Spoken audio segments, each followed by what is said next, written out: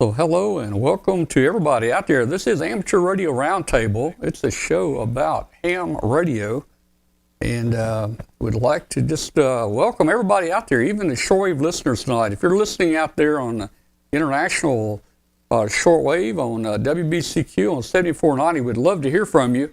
Send us an email to tom at w5kub.com and tell us where you are and how you're hearing the station tonight. And we're glad you're with us.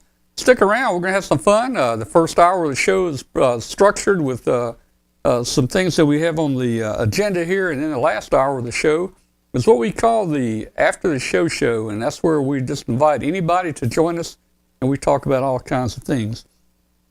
So if you will, do one favor for me here. Please hit the subscribe button. We added a little button down here at the bottom. I guess that's the bottom right, my left. We didn't do this for about 8 years, and we decided we needed to get a subscribe button on there because it does help to promote the show, and people that are surfing around on YouTube looking for a radio or ham radio, a lot of times if you hit that subscribe button, it will give them a little hint that our show's about that, and for them to please come over and join us. So hit that subscribe button, hit the like button, hit the bell, hit that bell for notification, because we do come up with some special live videos from time to time during the week, and you might want to join us, and that would tell you that we're on. We always have something interesting going on there. We got a lot going on tonight. Hey, we got our friend Riley Hollingsworth with us tonight. And Glenn's here. Alan's not going to make it tonight. He's out traveling and getting home late. Katie is still recovering from surgery, I think, on her shoulder. But we've got plenty to talk about tonight. We're going to give you an update on W5KUB-10, our Pico balloon. We're on our second circumnavigation of the Earth. We'll talk a little about that tonight.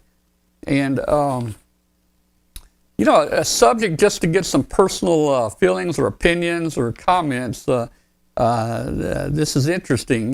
We have the FCC and other groups that kind of look over things, and there's a city council that is thinking about writing a creation of an RFI code violation ordinance.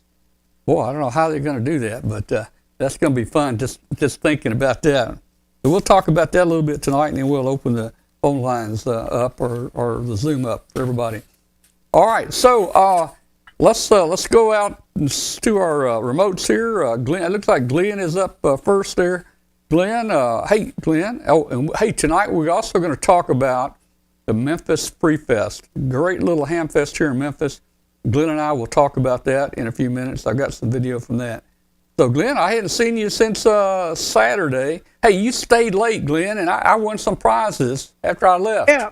Yeah. They you won an ICOM HT, but you weren't there, so they gave it to somebody else. I know. I won. Yeah, look at this, Glenn. I won that, and I wasn't even there. I left about an hour early because everybody was already shutting down, and I knew I didn't have to be there for the big prizes.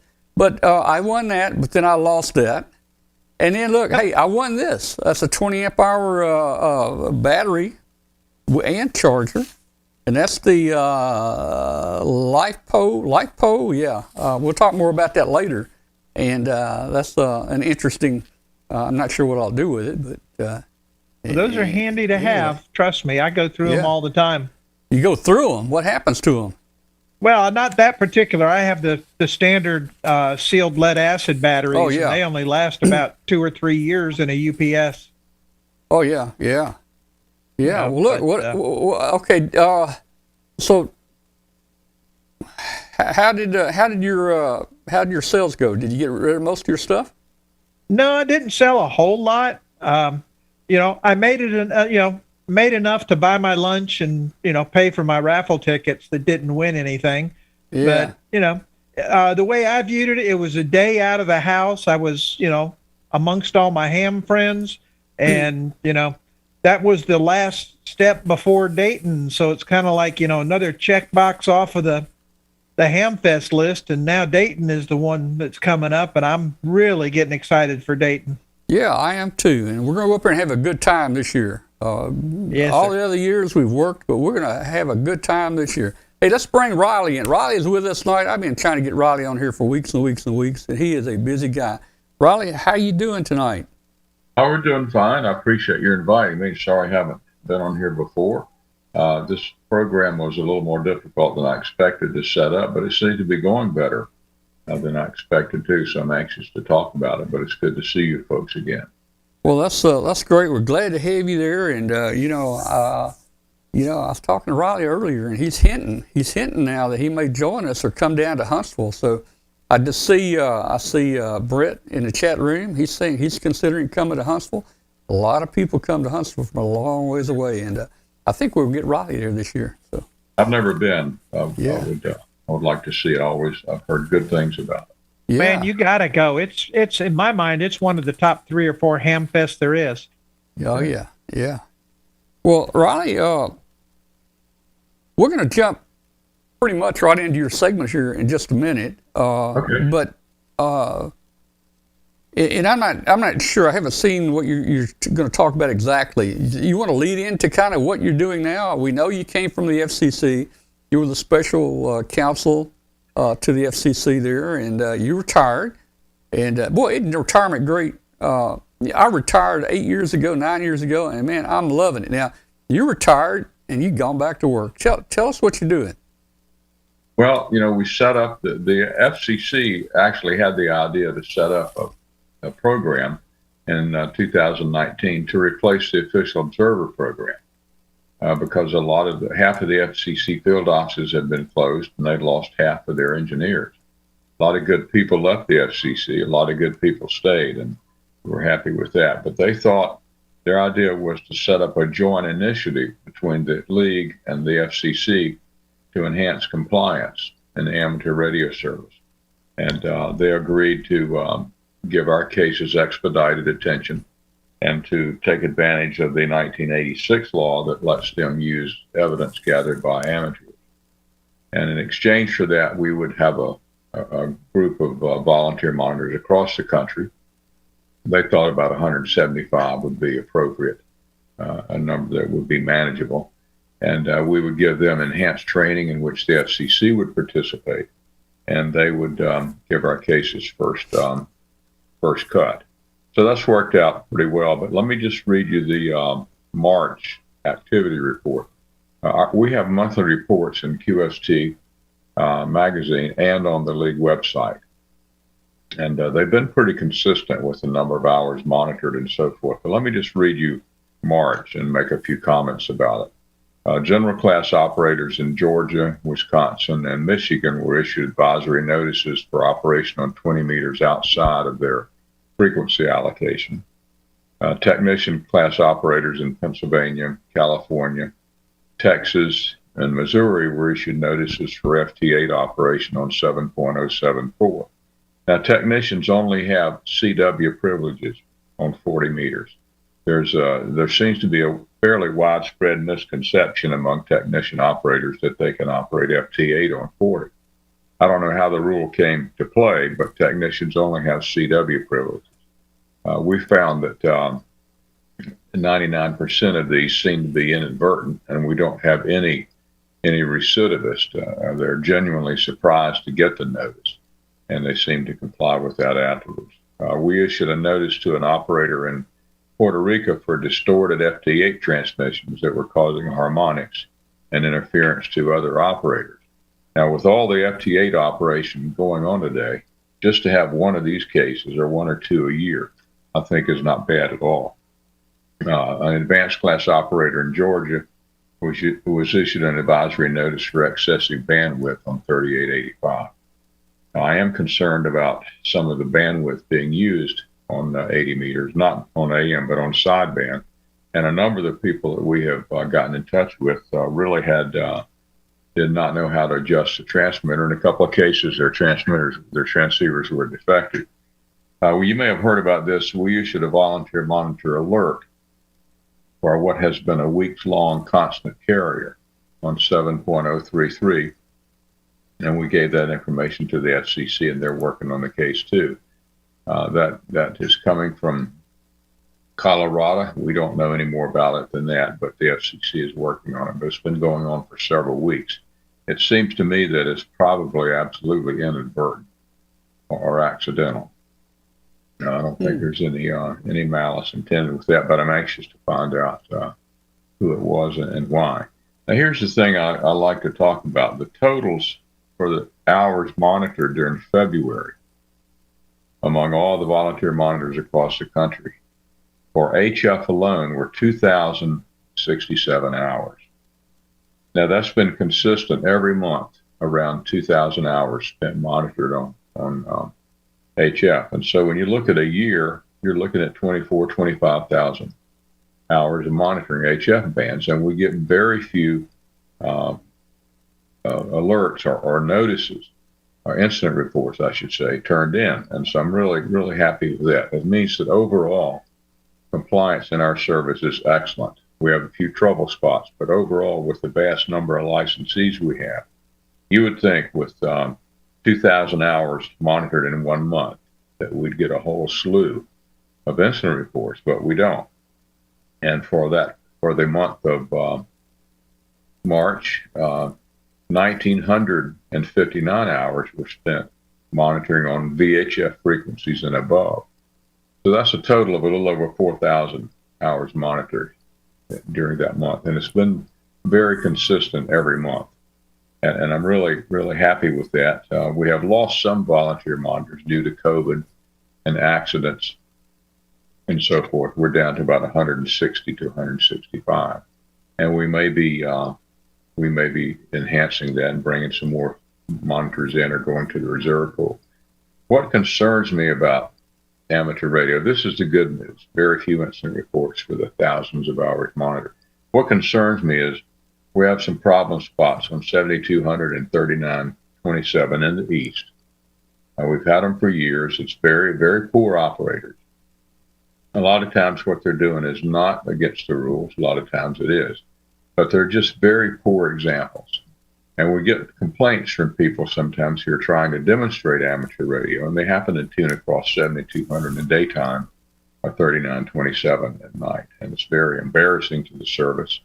A couple of these people have been taken off the air. A couple others aren't going to get a license renewal without a hearing, and we still have to come to D.C. But a lot of the conduct is just stupidity. You know, you'd have to say after watching the news for 3 or 4 nights that the world has gone crazy.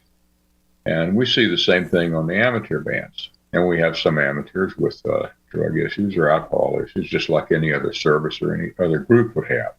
And we just have to deal with that because luckily we're a cross-section of society. But these less than half a dozen on 7,200 and around 3927 can be, some days and some nights they're fine, but sometimes they can be a real embarrassment, particularly if somebody's trying to demonstrate amateur radio.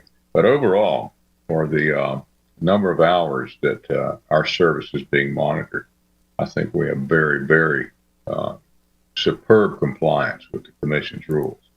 And we've referred a number of cases to the FCC, which they're working on, and they give us cases as well. Like today, I got a complaint about repeater interference in Miami that had gone through the FCC system, and they want us to look at it. So we're glad to do that.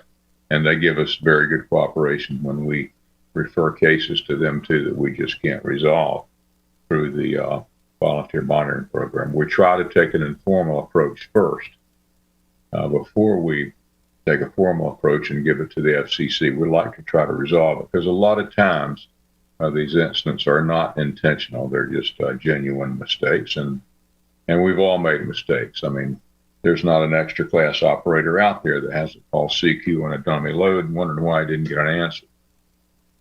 Or like I did the other night, turned on the FT920 here and thought for a second something was wrong with the audio. Then I realized the headphones were still plugged in from the night before. We all do stuff like that.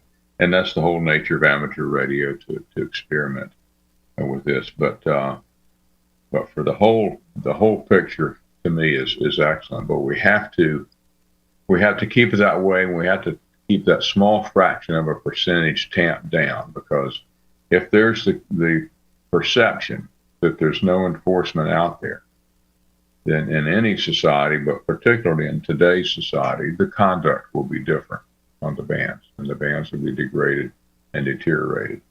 And we can't let that happen. There has to be a little bit of enforcement, serious enforcement throughout the bands, or the system just doesn't work. It's just human nature. The volunteer monitor program will participate in a forum at Dayton on Saturday, and we'll have a booth along with the Beck, Maria Soma's booth there in Dayton. So we'll look forward to meeting people, and any complaints or comments that people have, we'd love to hear them. That's a good chance to meet people, and haven't been to Dayton in a couple of years because of COVID. It's going to be great to get out there and mix and talk to amateurs. I love doing that. So I'm really looking forward to Dayton, and I hope I'll see both of you characters out there. So that's what March looked like. It's a pretty typical month. You'll see a few more interesting cases for the ARRL report, which we're working on.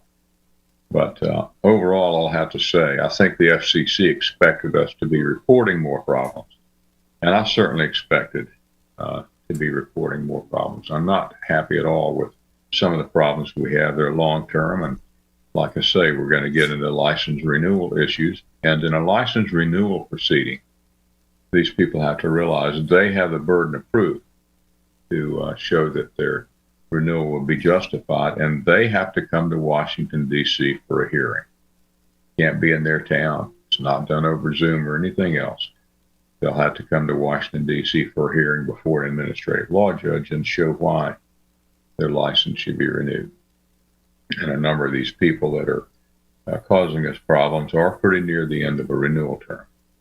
So the rubber's going to hit the road and meet the road then, I guess, but I'd sure like to resolve them before then. But we can't regulate stupidity. It can't be done. There's no rule in the world that will regulate that. But that number, that percentage is so small in our service, but it has to be kept down to a very small percentage. Otherwise, the whole service deteriorates.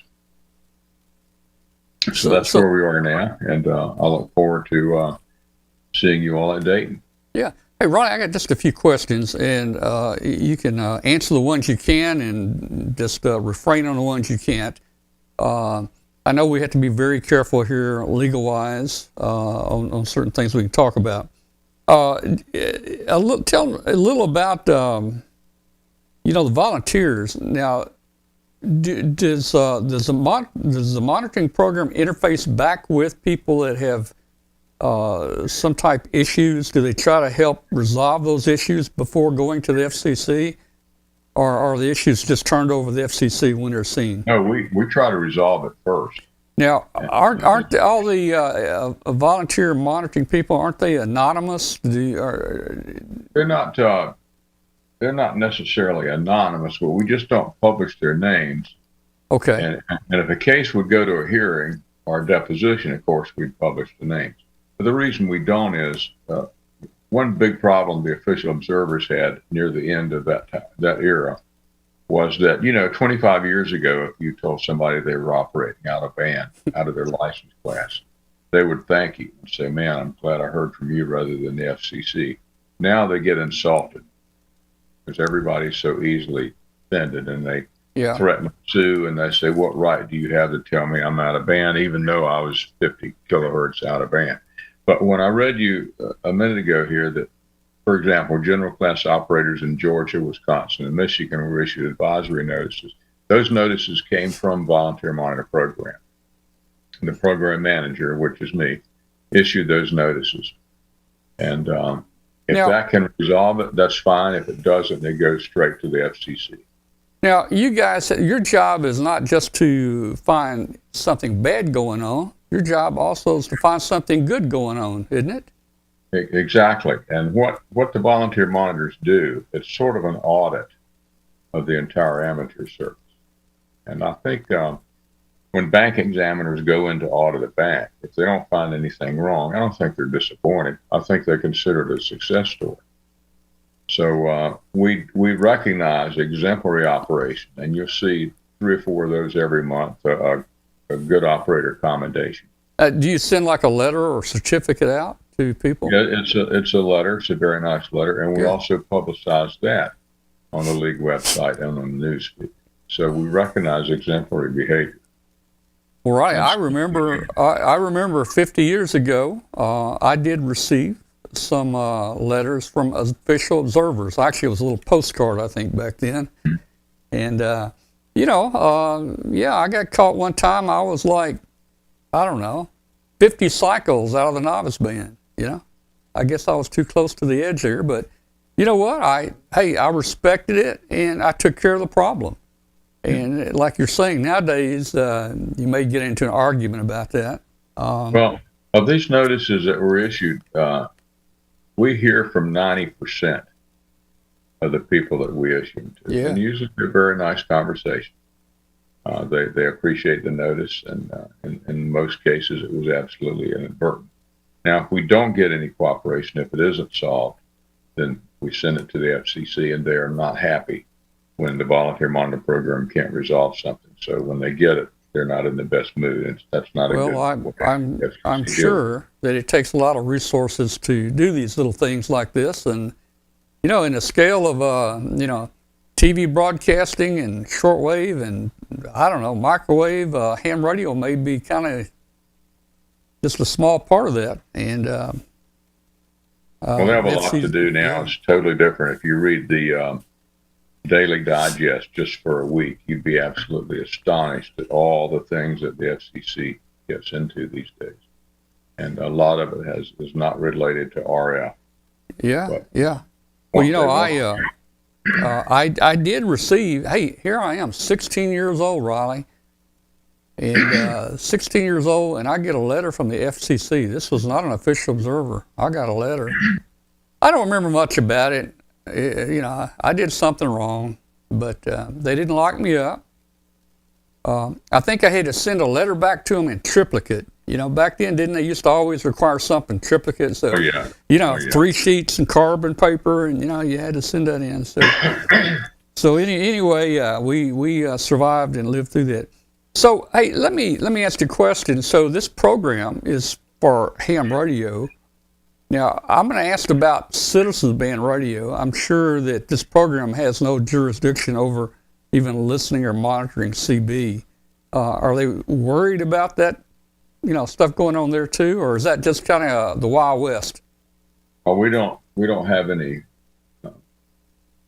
relationship with CB, and I'm very happy with that. Yeah. But CB is, compared to decades ago, CB is more or less died out. You just don't hear that much about it. Yeah.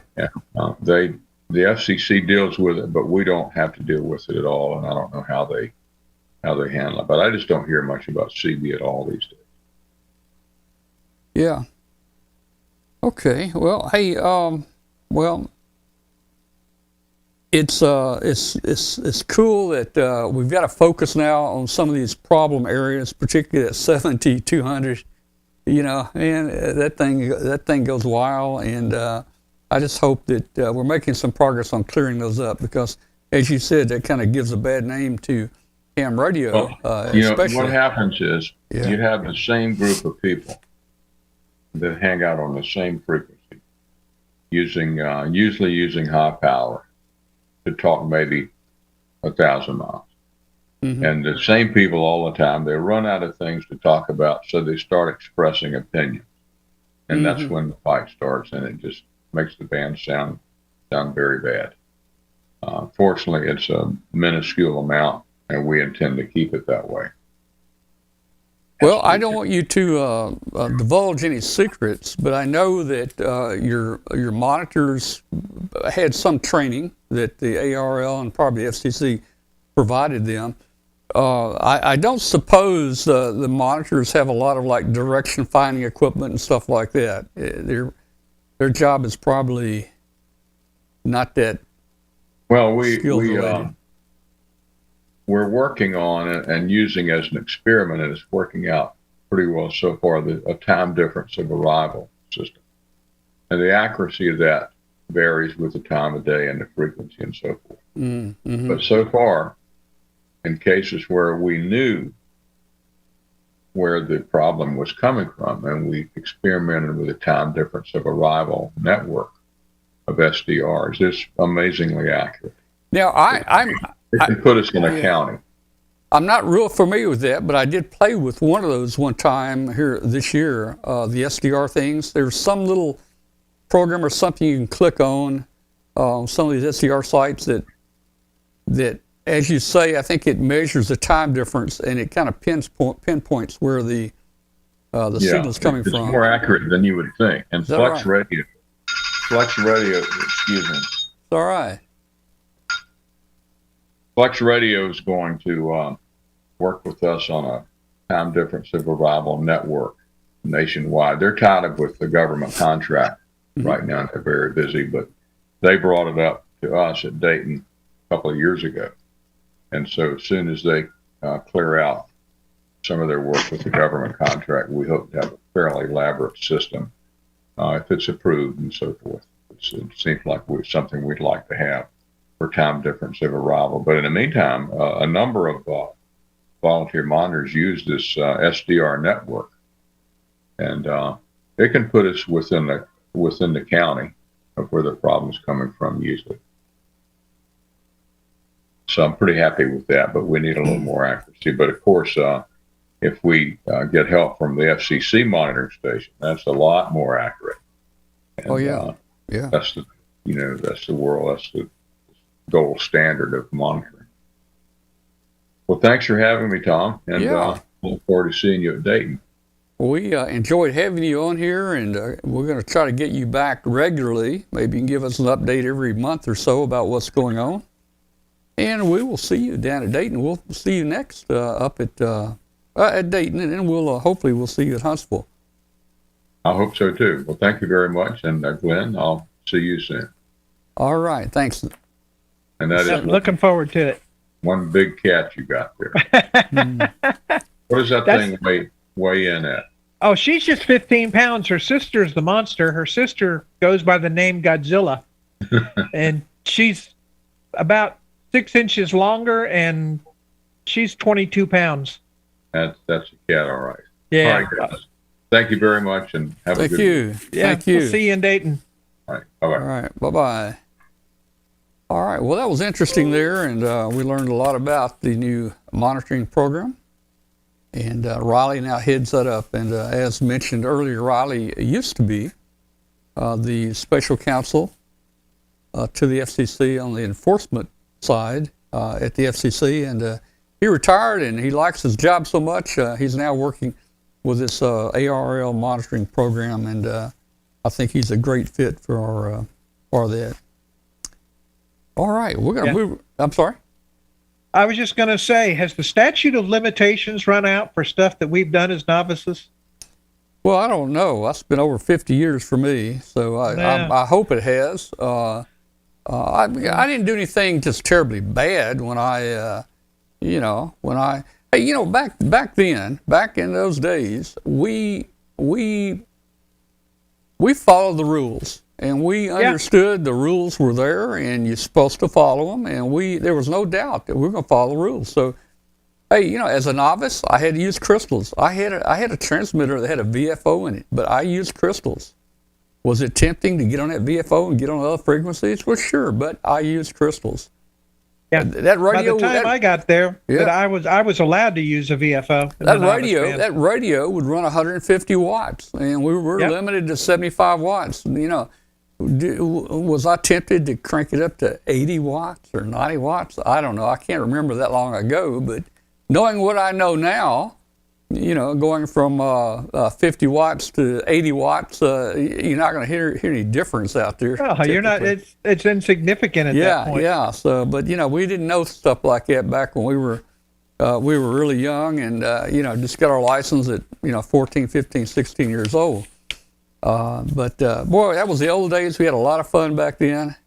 And man, if we had just had the radios back then that we have today, oh, good heavens! It'd been a game changer, man. Yeah, I mean, our high school had a radio, and it was an old ART-13 military transmitter. Yeah. And I was tuning up on what I thought was 15 meters, calling CQ and the novice band, and somebody comes up and says, "By the way, your fundamentals on 20 meters," and I about had a heart attack and quickly shut down. Oh, Oops. wow. Yeah, yeah.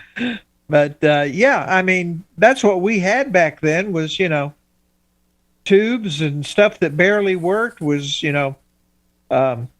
recommissioned military type stuff or a Heathkit type stuff.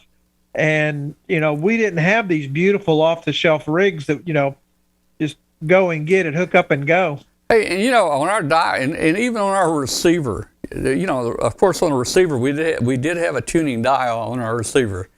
Because hey, we may have only had 2 crystals for our transmit, and the guy I'm talking to, he may not have the same 2 crystals. So you'd call on this frequency, and you'd listen up and down the band and find him, and he'd be calling you. First thing you do is you just sit there and twist that knob, up 5, down 5, up 10, down 10, and hope you can catch somebody. But what I was going to say is, even though it had a dial on it and it had some markings about where you were, compare that to the accuracy of the dials on the radios today. I mean, we didn't have digital dials. No digital. We had analog dials, and it wasn't uncommon for them to be 5 kilohertz off frequency. Oh, man. easy. Yeah. Man. So, I mean, plus, you had the dial cords, and there was slop in those. Yeah, Yep. That's why they had us novice on crystals. At least they kind of kept us in the ballpark. Oh, yeah, yeah. Well, hey, we're going to talk in a little while about Memphis Free Fest. I see N0RIC in here. He is on the video. Stand by, N0RIC. You're going to see yourself here in a few minutes on the video. All right, so we'll go to that here in just a moment and talk about a couple things. We'll be right back. Everybody just hang in here with us, and we'll see you back here in just a couple minutes. Don't go away. I've got some exciting stuff coming up here in a minute.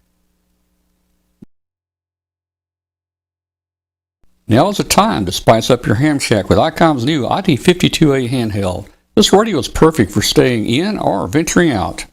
The ID52A is now shipping. ICOM's newest handheld amateur radio is a VHF-UHF dual bander with D-Star and FM dual mode functions. This radio supports conventional FM communications and D-Star simplex and worldwide calls over the D-Star Internet Gateway. The ID52A is the first handheld amateur radio with a full-color 2.3-inch waterfall display and the ability to send photos over D-Star with a connected Android phone. Features include a wideband receiver with guaranteed range of 144 through 148 and 440 through 450 megahertz. It has an integrated GPS receiver, including grid square location. It also has a micro USB for data transfer, programming, and charging, and it's IPX7 waterproof. Visit www.icomamerica.com/amateur for more information on ICOM radios. LDG Electronics provides state-of-the-art antenna tuners for every amateur need. From QRP to QRO, fixed stations, portable and remote, an LDG tuner will match your radio to your antenna using our lightning-fast, proprietary tuning algorithms. LDG is a family-owned and operated company dedicated to bringing innovative, quality products to the amateur market. All LDG products carry a full 2-year warranty that is fully transferable. Support is only a phone call or email away. We're always here to help you. Visit us on the web at ldgelectronics.com. All right. Hey, guys. Let me take this opportunity again to welcome anybody out there that's on shortwave listening to our show on WBCQ on 7490. Love to hear from you. Send us an email to tom@w5kub.com. Let us know where you are in the world and how you're hearing the station. And, hey, you can join us on Tuesdays at 8 p.m., 9 p.m. Eastern Time if you go to w5kub.com. So for all of our viewers out there, you might be wondering about our shortwave station. We're on WBCQ, world famous WBCQ up in Monticello, Maine. And this show is basically retransmitted on international shortwave on Thursday afternoons from 5 to 7 p.m. Eastern time on 7490. So, hey, Thursday afternoon, if you don't have anything to do, turn your radio on and tune up to 7490 and take a listen to WBCQ. We're not a high power station, only about 50,000 watts, but hey, that's 50,000 watts. And we are heard in a number of different countries. And again, we enjoy having you here. Hey, we're going to talk in a little while, but man, I'm not going to say I'm fired up, but I don't believe it. But then again, I don't know why I shouldn't believe it. I'm going to talk about there's a person requesting comments on Facebook. He's a city council member and a ham, fairly young ham. And they're talking about amending their ordinances and make the creation of an RFI a code violation in their city. And man, we're going to talk about this a little while. Hey, it's going to take $1 million to enforce that. You're going to need engineers. You're going to need equipment. How do you know what interference is? Oh man, Glenn, you and I, be thinking about it, Glenn. You and I are going to talk about that in a little while. I don't think it can be done, to tell you the truth. I just don't think it can be done. It's going to be extremely difficult, and finding the right people to actually perform that engineering side of that is going to be extremely difficult in this day and age. All right, we'll get into your and my details and our thoughts about that in a few minutes, but this is going to stretch the imagination, guys. Believe me. I mean, I don't want to talk much more about it right now, but a washing machine, a blender, a mixer, everything gives out RFI. Even a car going down the road, the ignition noise, that's RFI. They're going to try to make an ordinance to enforce RFI. Oh, gee, I don't believe it. Okay, I don't see it happening. That's enough on that one. We'll come back to that in a little while. Hey, I was at the Memphis Hamfest, and I've got a little 10-minute video here in a minute, and we're going to do a walk around, just like I did in Corinth, and a walk around. And it could be boring for some people, but if you just sit back and get you something to drink and some popcorn, you can look at some of the old stuff. You can look and say, hey, I had one of those, or I know what that is, or I wish I had that. So we're going to just do a 10-minute walk around at the Memphis Free Fest. Now, Memphis Free Fest is a free ham fest. It doesn't cost anything. They give you a free ticket when you come in the door. The tables for your flea market, the tables are free. It's just a great ham fest, and you can win prizes. Now, I won some prizes, actually. I left about an hour before it closed, before they drew the main prize. You didn't have to be there for the main prize. People were already packing up and leaving. But, here's an hourly prize I won, but I didn't win. So they called my name for this ICOM handy talkie, but I wasn't there. So I won it, but then I lost it. I didn't get it. But see, when you left, you'd said you didn't think there were any more hourly prizes. Well, you were like, I'm not going to lose anything. Yeah. But then they had the bigger prizes at the end. Everything from iPads to, I don't know, generators to just all kinds of things. Yeah, 40-inch TV. Yeah. And I won this, and I'll be getting this. Rick will be bringing this by here. So this is a LiFePO 4 battery. It's a 20 amp hour. Now that's nice. Now, other people have been commenting to me about this win, and I was a little worried about this myself because I know what LiPo batteries can do. I can take a little LiPo battery like the size that goes in a cell phone, and if that thing gets a nick in it or you hit it, it will actually just about explode, and it will throw flaming metal everywhere. It'll smoke. It'll give off toxic fumes. And that's just a little bitty battery. So, I'm thinking, okay, what would a 20 amp hour battery do if this sucker shorted out or something? But, someone sent me this. Now, I haven't verified this, but here we go. This is, will a LiPo 4 catch fire? Well, it says here, these batteries are the safest type of lithium batteries. They will not overheat, and even if punctured, they will not catch on fire.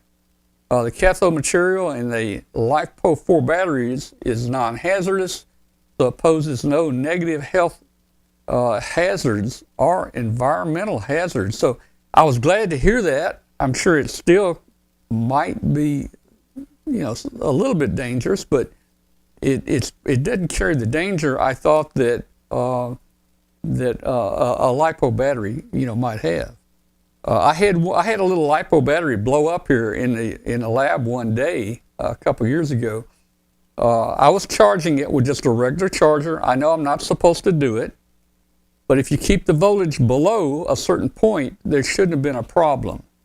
But obviously, I got the voltage a little bit too high, and I had it on a little charger in here, a little power supply. I left the room, and the next thing I knew, I heard a kaboom, and I ran back in here.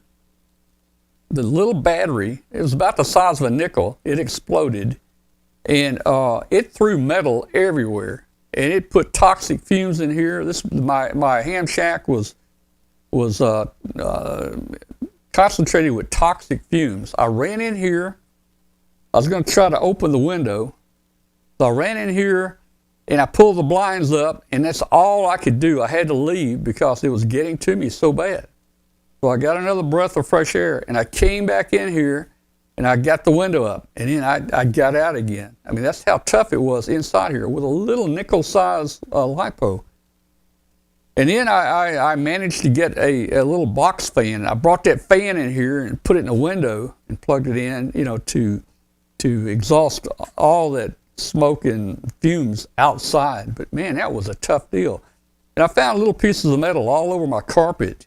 And some of those actually probably were on fire when this thing, burst. So that was my worry. But hey, I think this battery might be good.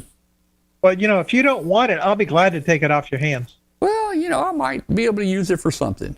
A 20 amp hour, 12 volt battery is not bad to have around. Yeah. I could probably use that on my mobile cart, my video cart, like we take to Huntsville.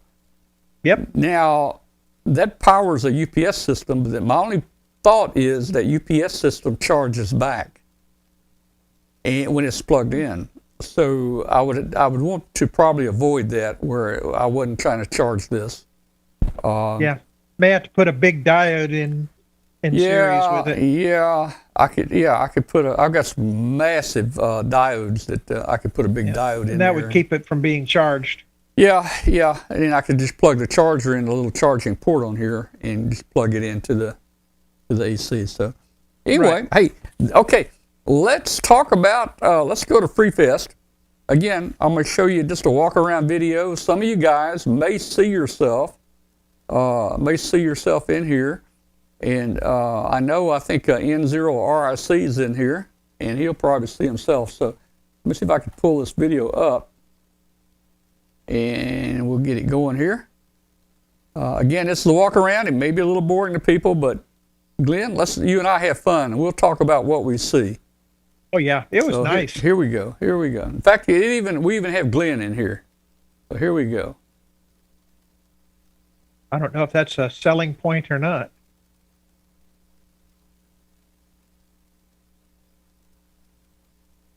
All my tickets in that drum, and they didn't call my name once. They called Tom's twice. Yeah, what have I got going on here? What is this? Well, this is you paying off the guy pulling the tickets out. Well, so let me turn some volume up. Check out the outside flea market area.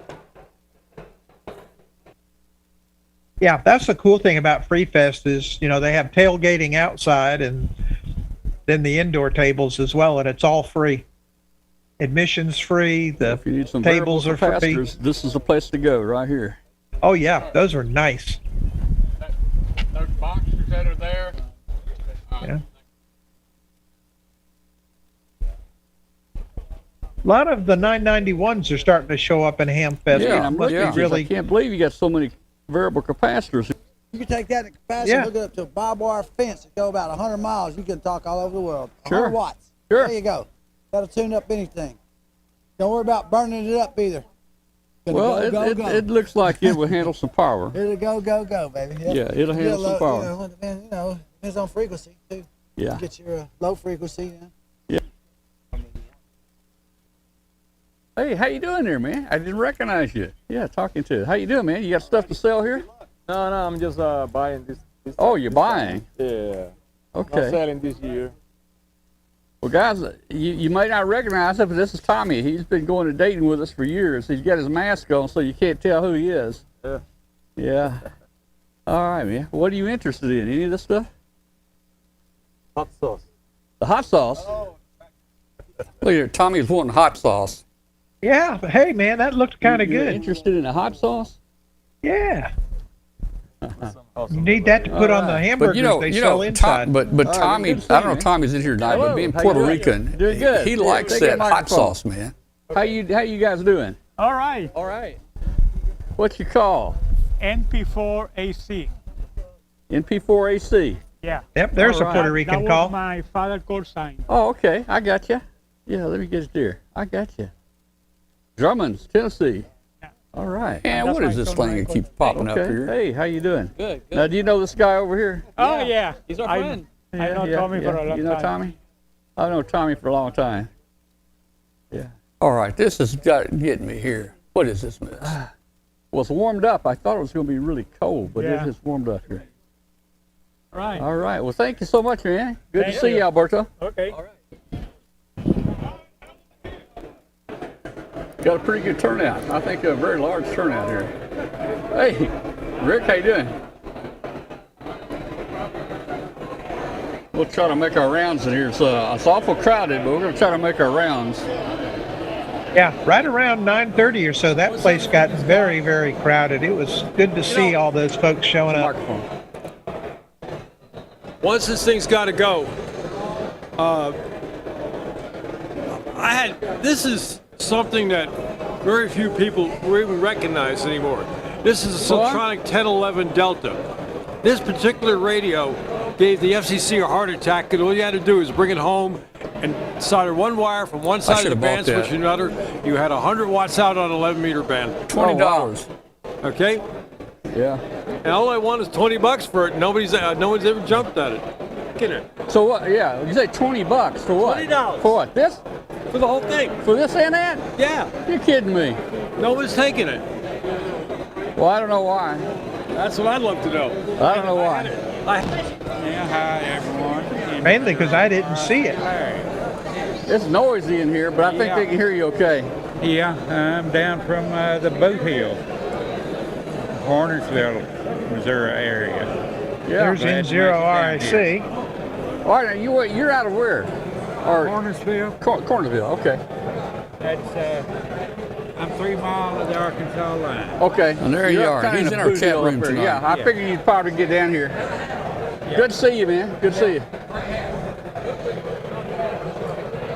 Hello. Now, are you making a sale or not, or just talking right now? Oh, we're just talking. A little of both? No, I'm not. He's talking about buying my stuff, and I'm talking about buying his stuff. Well, y'all just swap tables. So we're just gonna, we're just gonna swap places. Well, guys, hey, we're with Glenn again, and you can see this is the same stuff he had down in Corinth No, it's here not. a couple. It's Oh, it's not? different No, some of it's the same, Some of right? it's the Some of it's the same. Well, tell us real quick, Glenn. What do you got here? I got a full-up HSMM mesh networking setup, the 2 and 5 gig. They're already programmed. Yeah, yeah. And some voice over IP phones that'll go with it. I guess these are Ubiquity, right? Ubiquity, yeah, these Yeah. are the 5 gig Ubiquity, and they're configured for mesh networking. Okay, And this is an outdoor version of the Linksys, mounted in an outdoor box. okay. And then your perpetual coffee maker, gotta have that. Laser printer, just little odds and ends, cleaning out the shack, making room for new stuff. All right. You got a few power supplies left here. Couple power supplies left. Must have sold some. Yeah, I did. I actually sold a couple over in Corinth.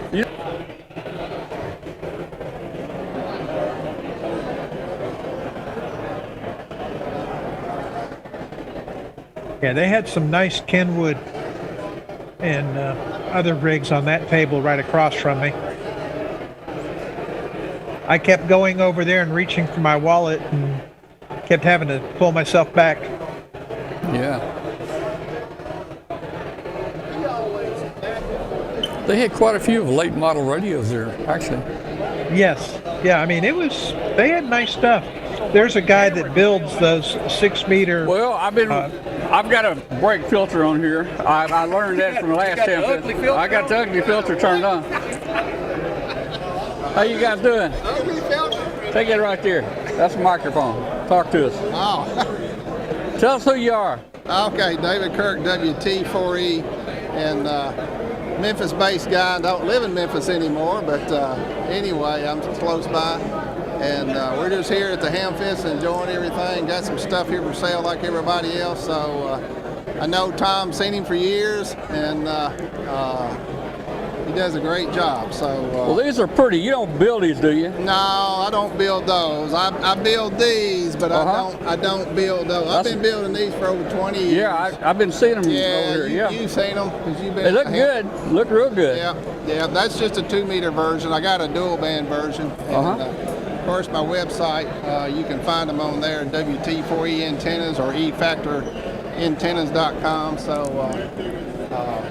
just got some stuff here, getting ready to retire, and I need to clean out. All right. Bye.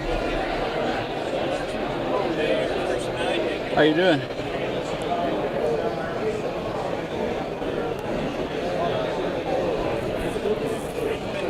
How you guys doing? Hey, Jim. I was on there in Huntsville Take it. last Hold it right year there. and everything. Hold that right there. That's a microphone. So how you going? Oh, fantastic. Well, give us your call there, man. Tell us how far you drove in today. WD4IGK, we're up, we came from Birmingham. It's Birmingham? about 300 and some miles up here. Oh, so, man. Loving it, every minute of it. So it's gonna be fantastic.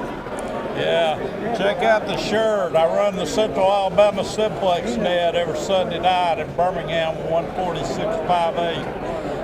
We've got our record's 190 check-ins. We're averaging over 160 every night. So That's And they've got impressive. some tables out here. There you got a little snack bar there. You can get hamburgers, hot dogs, and so forth. That's what you use the hot sauce for. Hey, how you doing? How you guys? Hey, man, I was surprised. That hot dog was really good. That's all right.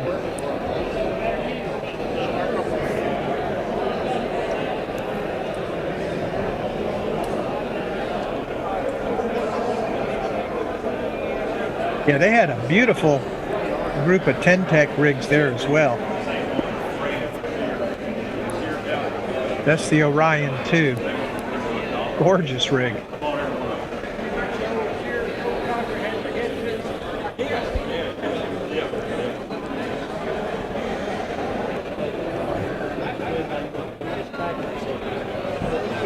Hi, how you doing? I saw you were down in Corinth last week, right? Yeah.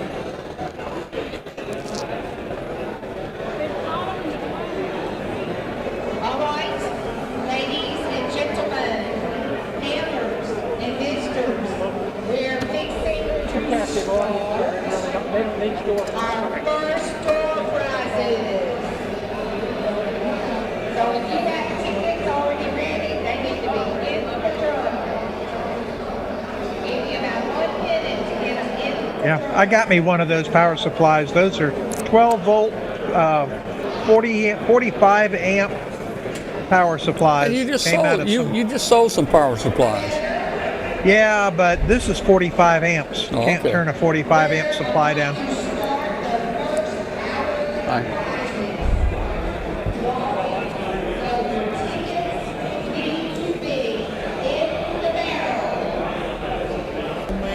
How you doing? How you guys? That's You're Bob on, AI4GI you're gonna be on and his Amateur Radio grandson. Roundtable Tuesday night. Hold that. That's a microphone. How you doing? Jacob, how you doing, Jacob? Just talk. That's fine. I'm good. Where are you from, Jacob? Here, from Memphis? I'm from Arlington. In Memphis. Arlington. Okay. Yeah. Well, you having a good time here? Yeah, definitely. Well, good. I mean, I got some pocket knife. Oh, you got a knife? Yeah. Pretty cool. Here, let me give you a card. You watch our show Tuesday night, and you'll be on it, okay? All right, you'll be on the internet Tuesday night. You can see yourself, okay? Okay, thank you.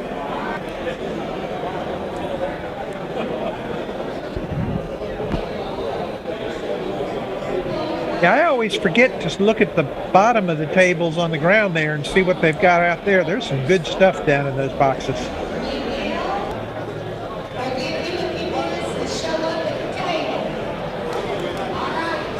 One of the original Vibroplex models.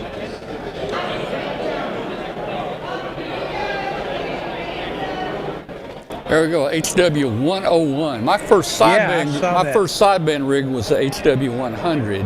I built just one like of those 101s. I built that too. Yeah, I started out with an HW16 that someone else had built, but then I bought me a 101 and built it. You tell them look around and stack up what they want. But they had a lot of good stuff there this weekend. Good find. Why don't you tell everybody who you are and how you enjoying it or not enjoying it? Well, good evening, good afternoon, good morning. I'm David, K5UZ, Delta Division Director, coming live from the Memphis Free Fest. Good crowd, having a great time, lots of interesting stuff to see, and the folks are tremendous. The fellowship's great. Thank you. All right, man. Good to see you again. See you again, too. Yeah, it's always good to see Dave there. Yeah, okay. Well, guys, that's kind of what we saw. Hope you you saw some things there that were interesting. And the weather was just absolutely perfect. Yeah, for that you day. know, It was not too hot, not too cold. I think it was 37 degrees when I left the house to go there. And by the time I headed home, it was like 70 something. yeah, I thought it was going to be cold. Well, you know, Yeah. I took a jacket and everything with me, but man, it warmed up here fast, and it was just a really beautiful sunny day out there. Yeah, Yeah. I was really thankful because we'd had all that nasty and cold and wet rain, and we've got even more coming in tonight. You know, so they couldn't have picked a better weekend. Well, all right, well, we're going to go to the show after the show in just a few minutes. We're running just a little bit late, but I want to talk about this. Now, the things that Glenn and I talk about, we got to put the legal thing up here, Glenn. What do we say? It's our personal opinion, and It's our personal opinions and not necessarily the opinion of the ownership. reflect the show and all that kind of stuff, right? Or Yeah, it just means I'm not responsible for what comes out of my mouth. Okay? Well, and so we're good. like somebody told me yesterday, he said, I'm not a lawyer, and he says, and I don't play one on TV. So that's the same for me. I'm not a lawyer either, and I don't play one on TV. So anyway, I want to talk a little about this, guys. This is very interesting to me. So I don't know if you can see that or not, but one of the Facebook groups, there's a comment here that says the guy's reaching out and said he's a city council member and he is a ham radio operator. I looked him up and looks like he got his license about 2 years ago. I don't remember what class license he was, but he is a city council member, and they are now talking about, it says here, we, the city council, are looking at amending our land use ordinance to make the creation of an RFI a code violation, among other things. This means our code enforcement officials would be able to issue violations, citations, and order people to clean up the RFI. Well, good luck on that. I'm just wondering what people think about the language we're looking at. And then here's our language down here. I don't know if you probably can't read that. No, that's too small, and it's probably a good thing. All right, I'll read the ordinance. Electrical disturbance, electromagnetic or radio frequency interference. The operators of any use shall not create any electrical disturbance that adversely affects any operations of equipment other than that of the creator of such a disturbance or cause create or contribute to the interference with electronic signals, including television and radio broadcasting transmission, to the extent that the operation of any equipment not owned by the creator of such disturbance is adversely affected, all users, activities, and processes shall comply with applicable Federal Communication Commission regulations. Wow. I had trouble even reading that. So so they're going to have their code enforcement. They're going to have, if this thing passes, their thoughts are to have their code enforcement guys. This is the guy that, checks your house out when they do the wiring, and, you pass or you fail. Looks like he's going to be taking on another job of RF interference. Now, no, I don't think it's even going to get that far. Yeah, It'll be shot down for the very one reason. The RF spectrum is managed and governed by a federal agency. I'd love to have had Riley stay in on this one. Well, but it's all difficult. of that is federal side. Yeah. Everything's type approved at the federal side. A local enforcement, they're just not going to have the jurisdiction on this. Well, and that's what I made a comment in this request in Facebook that guys, you're opening up a can of worms. There's some real problems here. How are you gonna even measure this? Who's gonna do it? You're gonna need an RF engineer, very highly skilled, all the way from DC up to microwave, and that's different people. And if you're going to really try to dig into the RFI, you're going to have test equipment. And test equipment and what constitutes RFI as compared to an issue on the receiving side? Somebody's got a bad television set or whatever, and the RFI is actually an acceptable limit for that particular product. Yeah, well, I named a lot of things that can cause interference.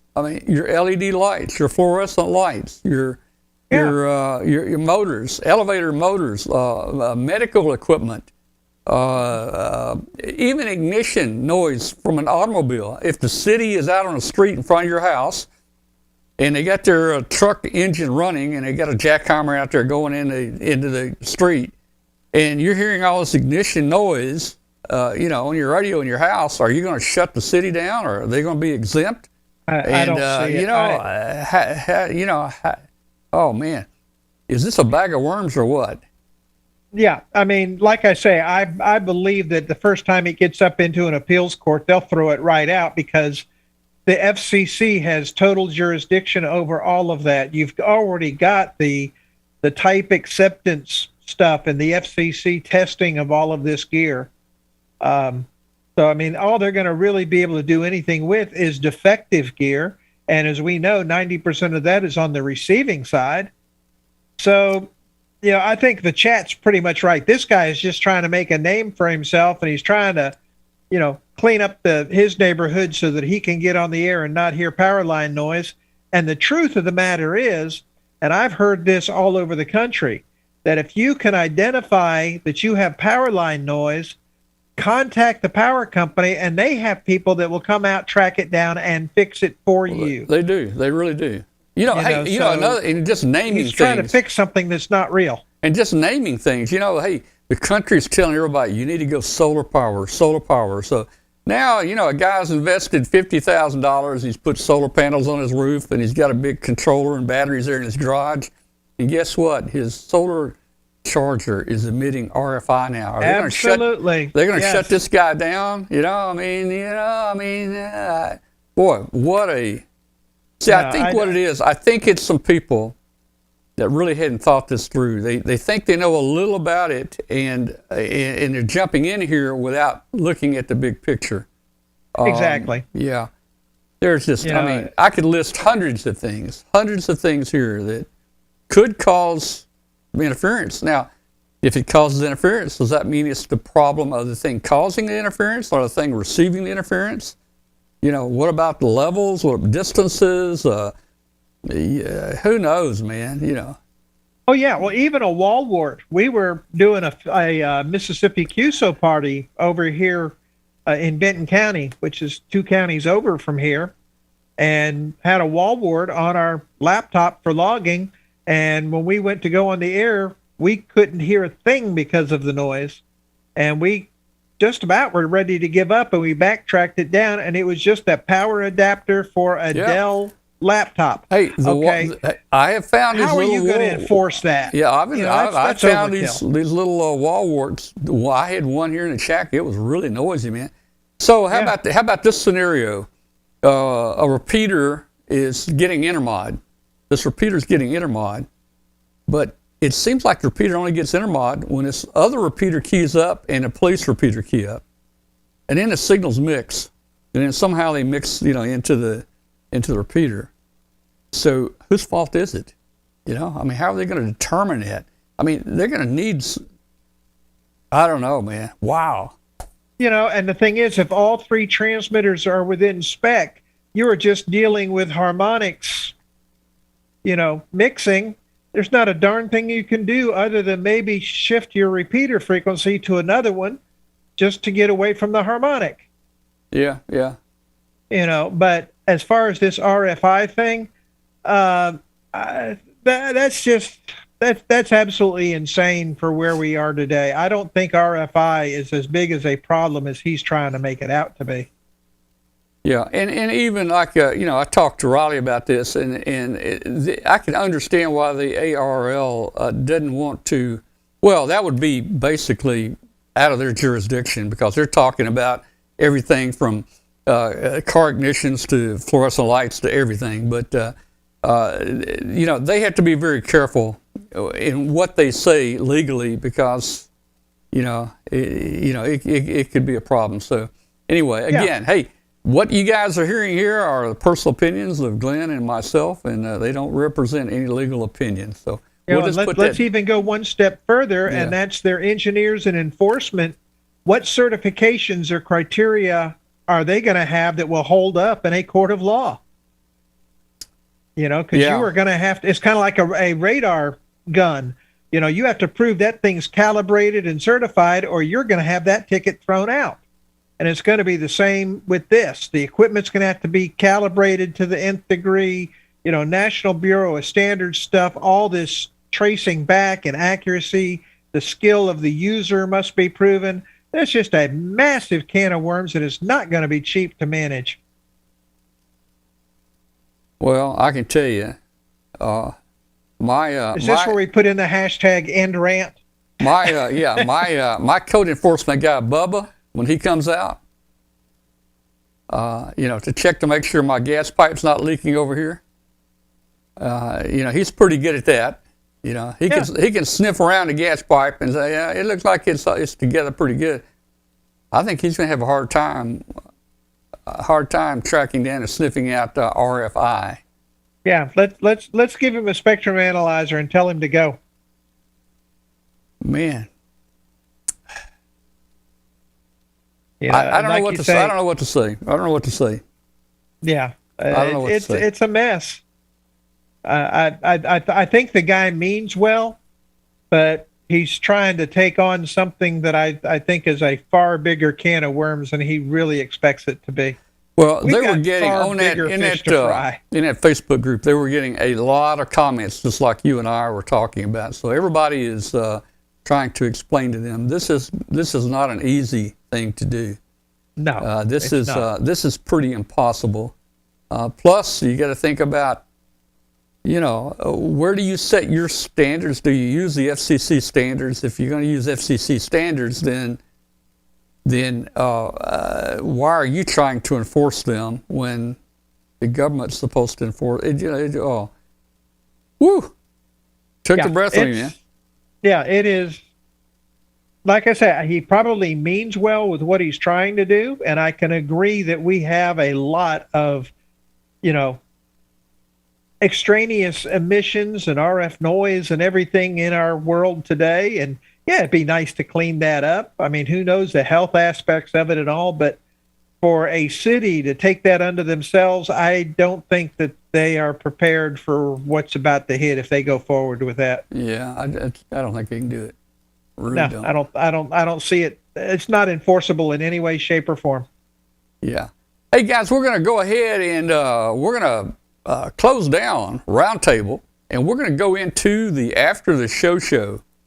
The After the Show show is where we invite you to come in, and I'm going to post a Zoom link here.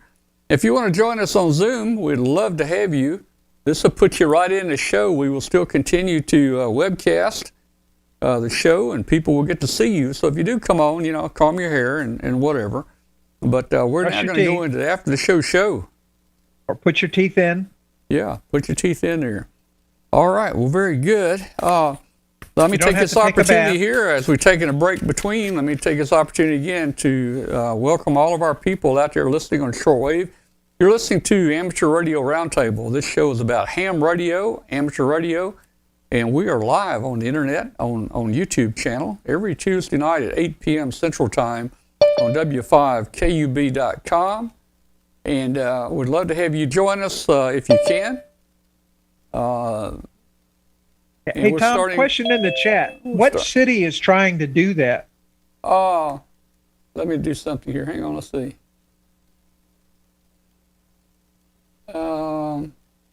Did I get everybody on here? I guess I got everybody on. I'd rather not say which city. I'll just say it's a northern city in a northern state, somewhere north of Memphis. Just up in that area, up in the north. All right, so it's somebody north of the Smith and Wesson line. We got it. The Smith and Wesson line? Yeah, maybe. Yeah, well, they call it the Mason-Dixon line, but to us, it's the Smith and Wesson line. Yeah, let's see.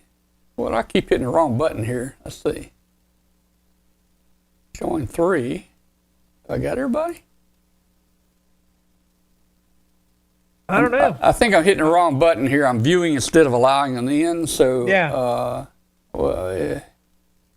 Well, there's only 3 of us in here, and it looks like you had a couple more. I see Tim there, WB8HRO. We'll say hello to Tim. Yeah. We had a couple. If I didn't get you in, dial back in, call back in. I don't see Charlie in there tonight. You don't. Let's see. You guys, if you guys will just call back in, I'll try to hit the right button this time. Yeah, Tom's just dealing with too much RFI. He can't figure out what button to hit. Yeah. So again, this is After the Show on Amateur Radio Roundtable. We're so glad to have you join us here, and we can talk about anything you want to tonight. And also, if you have comments about the city ordinance of RFI and RFI ordinance, we'd love to hear from you. Yeah, Brett, if you're still doing your taxes, you got like 3 days to get them done. Yeah, he said 73. Yep. Yeah, I got mine done last month. When I found out I was getting money back, I gave me the incentive to finish mine up. Yeah, I'm paying in again. So anyway, Kathy did ours again a few weeks ago, and she says, I ain't never going to do this again. Never again. They are getting more and more complex. And they have you go through all these various forms and calculations, and you get to the very end, and it says, you don't have enough deductions to qualify for this. Why don't you just, file single, and, take the standard deduction, you'll do better. And I'm like, then why did I just spend 3 days putting all these numbers into this thing? See, somebody just posted a comment about the balloon position. I think the balloon is still asleep. It should be asleep right now. That's probably it has been asleep for 8 hours and 7 minutes. Well, it's getting close to the UK, so you know. I thought you said it wasn't going that way this time. It's going to turn. It's turning. It's going to miss the UK. It's going to come down to Spain. But what I was going to say is it's getting close to universal time there. it's in that time zone. So let's just say it gets enough sun at 9 o'clock a.m. Universal Time.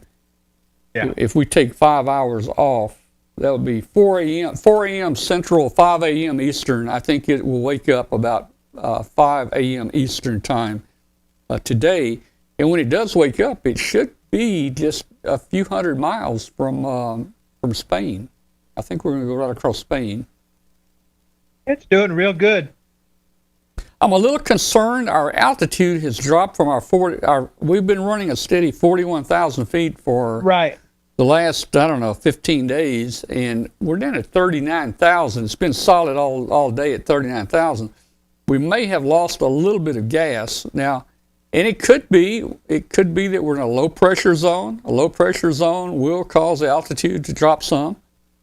I've been watching the altitude to see if it just keeps going down, but it's just locked in at 39,700 and something. So hopefully we're okay. Could just be a slow leak, but it just jumped from 41,000 down to 39. It didn't do a 41, 40. Well, I've been keeping every 10 minutes. Just about I plot the altitude, and we've been down in the 39s. Most of the day. But when we get over land, when we get over Africa, it'd be interesting to see if it gets back up to 41,000. Yeah. But I want to say it started going to 39 just before it crossed over into Mexico and the West Coast area. Yeah. It had gone down a few. Every 10 minutes I was seeing the altitude, and occasionally it would gain 500 feet. Yeah. And so I don't know. I think we could be possibly leaking a little bit of gas. The gas will leak through those balloons. The atmospheric pressure will affect the altitude of that balloon. That's another thing that we have to... Tell you what, though, it is doing great for those cheap little Chinese balloons that you're using. Well, this is not the cheap ones. These balloons are about $16 a piece. But to me, that's cheap compared to the SBS. That's cheap compared to $170 for an SBS balloon. And the interesting thing is these $16 ones that we found, and we've been looking for these for years. Nobody's been able to find one. And when we found, we knew like a 4 or 6 or 8 Gore balloon would fill out more round, and that gives you more volume. And when I was able to find these 4 Gore balloons, and then we ran the calculations on it, even though this balloon is only 32 inches in diameter, it's actually a round sphere. That's got about 210 cubic liters of volume, and it will fly at, because of its light weight, it'll fly at 41,000 feet. Compared to a SBS balloon, that SBS balloon is 7 feet tall. It's 36 inches laying flat, but when it fills up, I guess the diameter is probably 24 inches, but it's like 7 feet tall. And the SBS balloon weighs, just the balloon itself weighs 107 grams versus 47 grams for these 4 Gore balloons we're flying. And the 4 Gore balloon takes a lot less gas, less than half the gas, and it flies the same height. And for $16 versus 170, I think it's a keeper. Oh yeah, I know. I'm impressed. I mean, you've had 2 in a row. Go around the world at least once. Well, the last one went around just right at 2 times. It got a storm in Mexico. Right. I mean, that's 1 in 7/8 for the first time around, and the second one got around once. And back to your original statement when you started this, is 1 out of 10 is going to make it around the world, and you're 2 for 2 with these Chinese balloons. Okay, let me see. Now I'm getting everybody now. Here we go. All right, we just added a couple people. I just got them. Yep. All right. Did I get everybody? I did. No, you got 5, and I'm seeing 5 coming in the chat room. Okay. So yeah. All right. Hey, join us. I'll post the Zoom link again. Just all you do is click on this link, and you can join us. And hey, you don't even have to have a camera on. If you want to, leave your camera off and just join us. Audio will be fine. So there's a Zoom link. Get in there and join us. Love to have you. Yeah. If you've got a face for radio, you're welcome to join. That's right. Hey, Like Tom, what Anthony, KG5JPU from Yeah, speak of the face for radio. Hello, Anthony.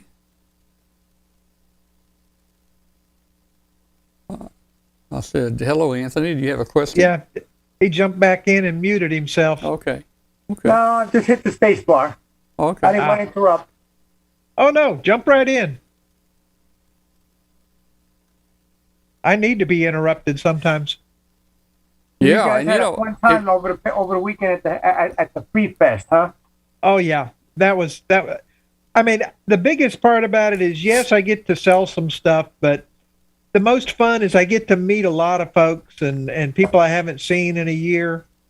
So I enjoy it. Hey, Tom, was that Hamfest virtual or in person last year? Was it closed due to COVID? It was closed. Yeah, I don't remember. They haven't had it for 2 years. So just Yeah. like Dayton.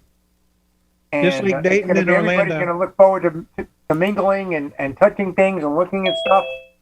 It sure is going to beat having what we've been dealing with the past 2 years. Yeah. So I'm getting real excited about Dayton, and I'm flying this year instead of driving, so I don't have that 10 hours on the road to deal with. I'm Delta's problem this time around. Hey, Tom, I forgot to tell you, I'm not sure if I sent you the link for it, but there was an article regarding Doug Wheelock. I saw that posted in a group, a ham group, where he gave a presentation. Yeah. Yeah, it was in Pennsylvania this weekend. Yeah. And I think what his new endeavors are going to be. Well, that's good. I haven't talked to him in a while, and since we are cutting back on our hamvention webcasting this year, I'm not going to try to get him there to join us because we're going to be out and around too much, and the goal this year is to not be tied down to our space. So. But I may try. I'm going to try to get him to come down to Huntsville Hamfest. Huntsville is a big NASA operation, so he could probably find a business trip down to NASA at Huntsville, and also in the Army where he flew helicopters. I think what's the Army base? Is it Redstone Base or something here? We've got Redstone Arsenal over there. He learned to fly the Apache helicopters there in Huntsville at Redstone. So Huntsville's kind of like home for him. So I need to see if I can get him to come to Huntsville maybe this year. I think he would enjoy that much better than going to Xenia. Yeah, I mean, Tom, if you're going to be walking around, I mean, literally, it takes 2 days just to go and see everything once. The flea market area is huge, and the indoor area is huge. And I mean, the first thing I do when I hit the door is, I run over to the ARRL booth and say hi, and then I run out to the flea market to get all the good stuff before it's gone. Well, we're going to drive up on Wednesday. Of course, Thursday is a setup day. We don't have much to set up. We will have our booth there. We'll put our banner up.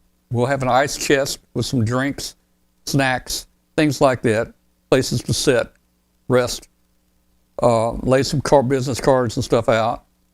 And then that's Thursday. And there's a lot of people starting to set up on Thursday. So we'll get to visit people on Thursday. And then we'll get to see them all day Friday. And then we'll see them all day Saturday. And then we may head back Sunday morning. We may not stay. We've got a 10-hour drive, so we may not stay Sunday and leave late in the afternoon because that'll put Yeah, us I'm back so flying late. home on Sunday. I've got to be at work on Monday. Bill Brown is doing a balloon launch and a forum from 11 o'clock to 1 o'clock on Friday, and has asked me to participate and present during part of that. So Friday, somewhere probably around noontime, I'll probably be giving a talk on our adventures, maybe show some videos and just talk a little bit. Hey, I may even launch a balloon. When Bill launches out there, I may even fill one up and launch it. And I know Bill uses helium there. He doesn't like to bring the hydrogen in there just because of all the people. But man, if I could somehow get my hydrogen in there, I'd probably fly about 3,000 feet higher than Bill. So we're gonna see if we can figure out how. Hey, maybe you just need to get one of those really big hip flask kind of things. That Maybe I just fill the balloon up with the hydrogen at the hotel the night before, and just put it in the back of my truck, and when we get ready to launch, just take it out and let it go. Okay, who we got there? We got let's see, who am I looking at there? Well, we got Robert in here and Dave in here. Yeah, was that? And WB5B is in here. Yeah. How you doing, guys? Okay, that's Robert. Hey, Robert, how you doing, Robert? I'm good. I wanted to tell you about something. You guys talked about TDOA tonight with Riley, the location with SDRs. Oh, yeah. Yeah, that's an extension that's built into the Kiwis, and anybody can use it. It's really easy to use. Right. You just pull up any Kiwi SDR and you pick that extension, and a control panel comes up, and you can pick the SDRs you want to use for the location and launch it, and it'll do the location. It's pretty nice. Very cool. Yeah, I remember using it and trying it out, even on a show, I think, one night. I think isn't there a link or something like down on the left side toward the bottom or something on the screen? Or there's a link here somewhere you can click on, and it actually brings up this function. So it's kind of cool. Yes, it is. And we were using it, when everybody was complaining about Cuba. Was it Cuba jamming something? I remember back then. And jamming on 40 meters. Yeah, we were playing with that direction finding type scenario there, and it did. We did see it plotting it down in the Cuban area. I'm not sure how accurate it was. Now the way Riley talked, this thing can be very accurate down, I guess. He said get you down to the county. I mean, that's pretty good. Yeah. So that might be interesting. That may be something we do on a show again one night here soon, just to show how that works.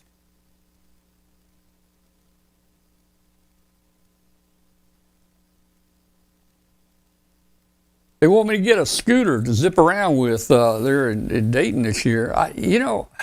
Well, one, those scooters don't zip, and two, they barely fit in the aisles when there's a full crowd there. Yeah. Well, I've got an idea. Let's see. I've got something in here, if I can find it. Oh, man. I don't know where it is. I'm in my... and out in the flea market, if it rains and gets a little bit muddy, you don't want a scooter. All right. Hey, Glenn, look at this, man. Look at this. What you got? I'm thinking about doing something special at Dayton this year. Let me show you something. Let me show you. Can anybody guess what this is? The lunchbox. The lunchbox.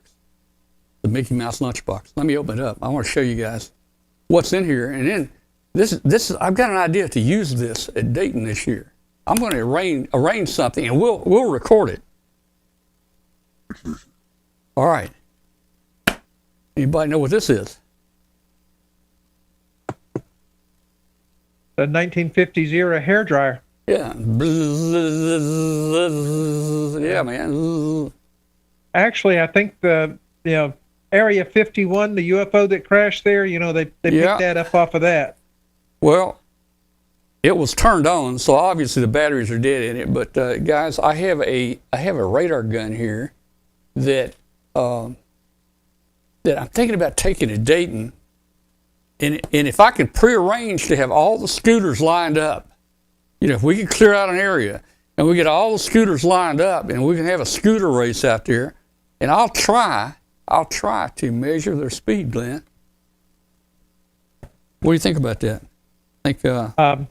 Yeah, I could probably walk next to them with a GPS and get the same speed. Yeah. Well, anyway, that's just a is thought. That radar gun calibrated? Do you know? Is it calibrated? Well, why do you need it calibrated?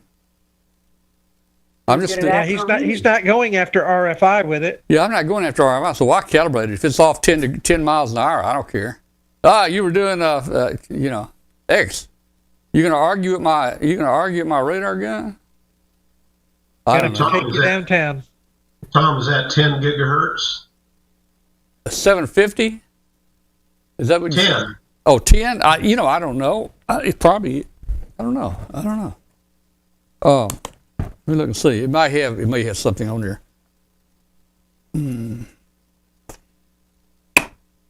It does have an FCC ID on it. Let's see.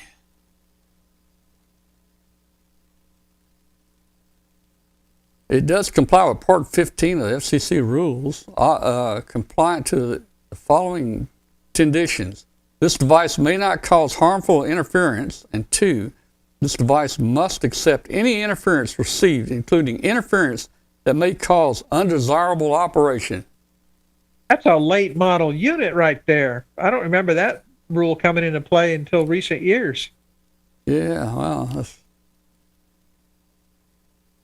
there nice. you go. There you go. You can look the model number up if you want to. Let's see. Yeah. So while the SWAT guys were in here getting ready to haul you away, you snuck out to their car and When the grabbed their SWAT radar guys gun? came in, if I had this under the table, I would have pulled that out on me. Okay. Can you imagine something like this? Yeah, that'd be the last thing you pull out. Yeah. Oh wait, I got some paperwork with it here. I didn't realize I had paperwork with it. That's probably the calibration paperwork. Oh, look, it's got a little. Man, I hadn't used this in so long. It's got a tripod or a dual pod. Bipod. A what? Bipod. A bipod. Yeah, bipod that goes in there. Never used it. Let's see what it says here. Caution: do not aim at private parts. What's that mean? You can't take it out onto a military ground where there's privates. Okay, I got you. Tells you how to operate it and everything. You know what? I probably ought to leave this out and check the batteries, make sure they're not corroding in here. I did change them a while back, but oh man, I don't remember how. The reason I ask is 10 gigahertz is a ham band. Yeah. Oh yeah, it is. It is. Yeah, so you can run that at a kilowatt. It is. Well, I've got one more thing in here. I'll pull out. I think I can find it. Let's see. Tom's got all kinds of neat new toys. I've got something here. If I can find it. Let's see. That's the other thing about going to all these Hamfests. You get to find all of this obscure, unique stuff. Well, I don't know where it is.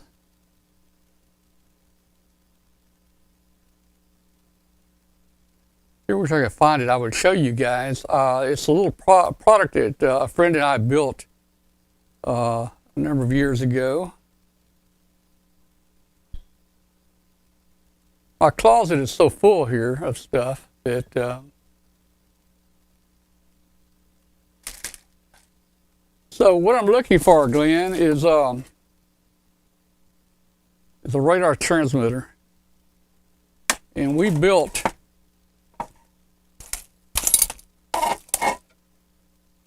I'll have to pull it out next time. I'll explain what it was. Yes.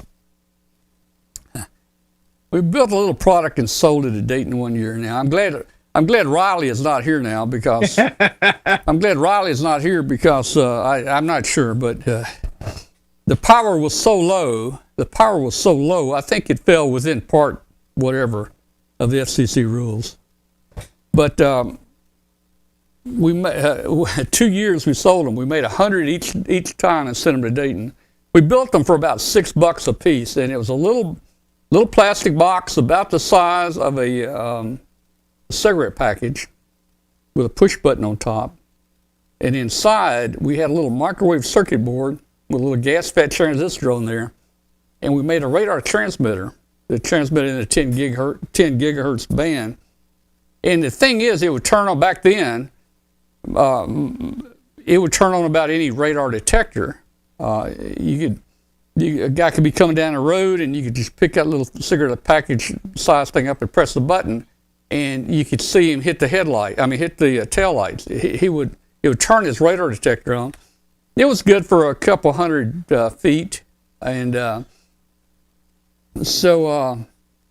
if you called it a beacon, it was perfectly legal. Well, you know, I don't know what we call it, the enforcer by T. Well, we're legal for a kilowatt. Yeah. You know. Yeah, we call it. I'm gonna find it and show it to you.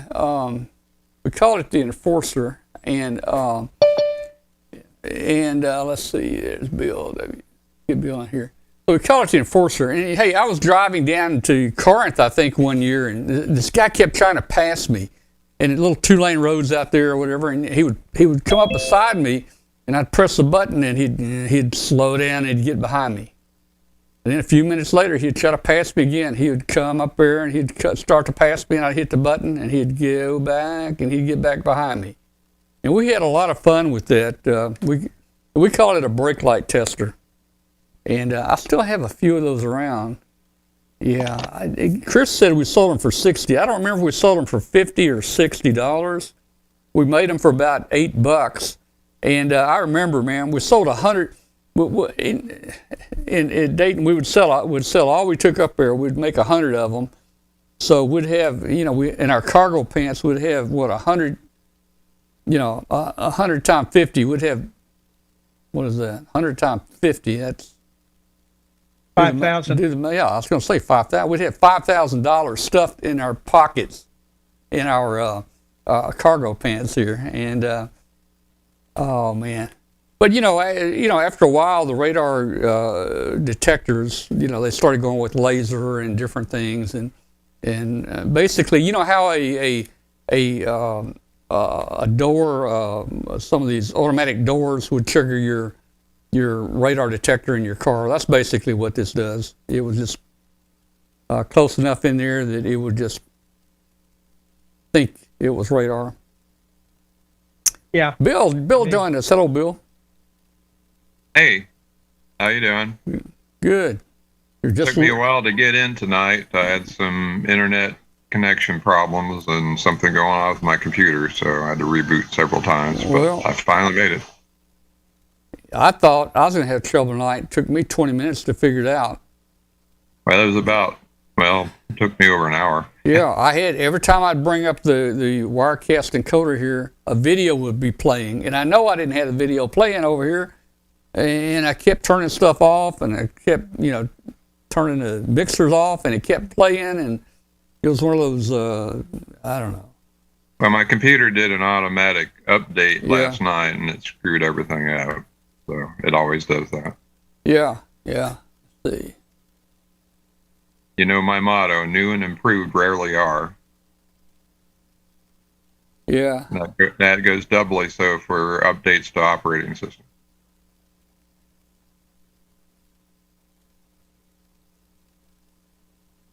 Yeah, and that's really the problem with Windows 11. You don't have a whole lot of say-so about the updates. Oh, man. Fortunately, I haven't gone that route yet, but it's a different experience working with that interface. So when they going to make us go with 11? I have one computer with 10, and I have one computer with 8. And 8 is probably one of the ugliest interfaces out there because they had those tiles that you have to use. They kind of designed it after their mobile phone, their cell phone. I'm still on 7 on 2 computers, 7 on 2, 10 on 1, and 11 on the laptop. Now, 10 on the laptop. What I do for 8 to make it look like 7 is there's a shell script that you can run, and you can set it up to even look like XP if you want. and it's wonderful. I set it up to look like 7, so that makes 8. And I ignore all that, those tiles. They just go away, and finally it's usable. Yeah, I did that when it was 8, but I just upgraded it to 10 not long ago. I don't think I have memory space, hard drive space on this computer to upgrade it to 10. Nope, my laptop, which is only 2 years old, doesn't support 11, so it's not going to get upgraded. And my main machines are 7, and I'm not planning to upgrade them. Period. Even if they could. Now I have a Macintosh, an iMac, but it's an older one, and I do something that most Mac users would consider blasphemous, is that I always run Windows on it. And I have to say, the hardware on an Apple computer, on an iMac, is top notch. I've been running this computer since 2009, and it runs Windows flawlessly.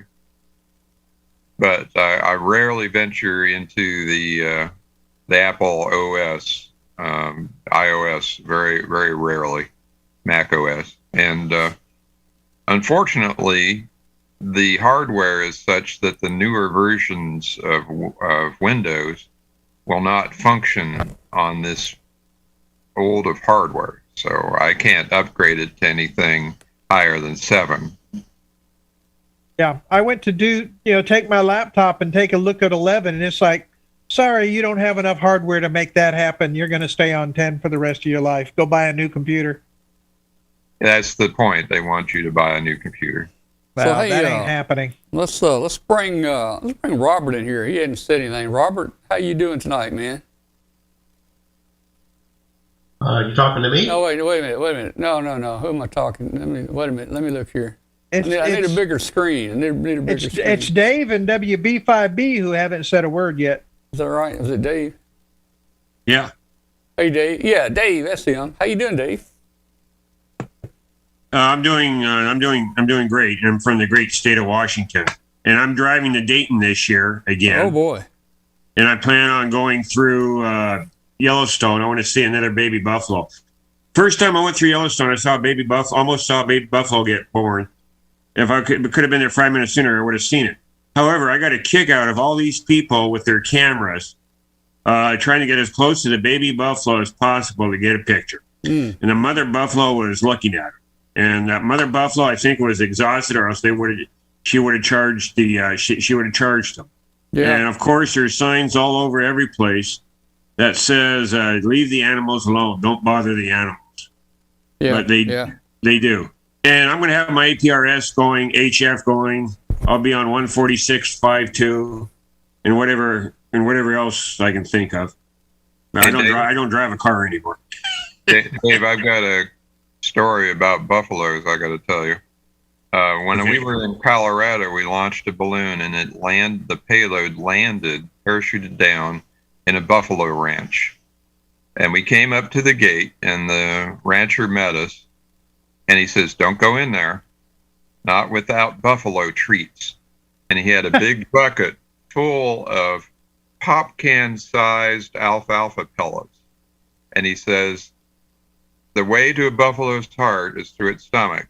And so we'll slowly advance out there.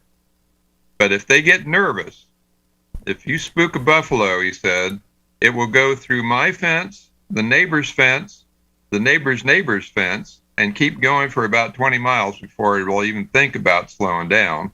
And if you are between the fence and the buffalo, you're going to get run over. So he said, if they start getting a little edgy, you get a little too close, you just throw these huge alfalfa pellets at them, and that will keep them calm. And sure enough, they got a little edgy, got a little close to us, and he started throwing out these big pieces of chunks of alfalfa, and they started gobbling them up, and they didn't give us any trouble. Oh, I got a kick out of the lady who hit a cougar on I-90 and thought it was dead and put it in the back of her car, and then the cougar became alive in the back of her car. Yep. Oh, wow.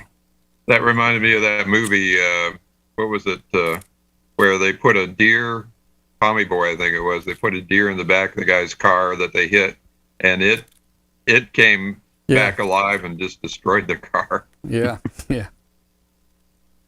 All right, we got anybody else that's joined us here? Just wants to jump in here tonight? I need a larger screen, man. Let's see. Hey Tom, I got a group in Idaho, KL7BR-11, launched one of those 36-inch Mylar balloons. Yeah.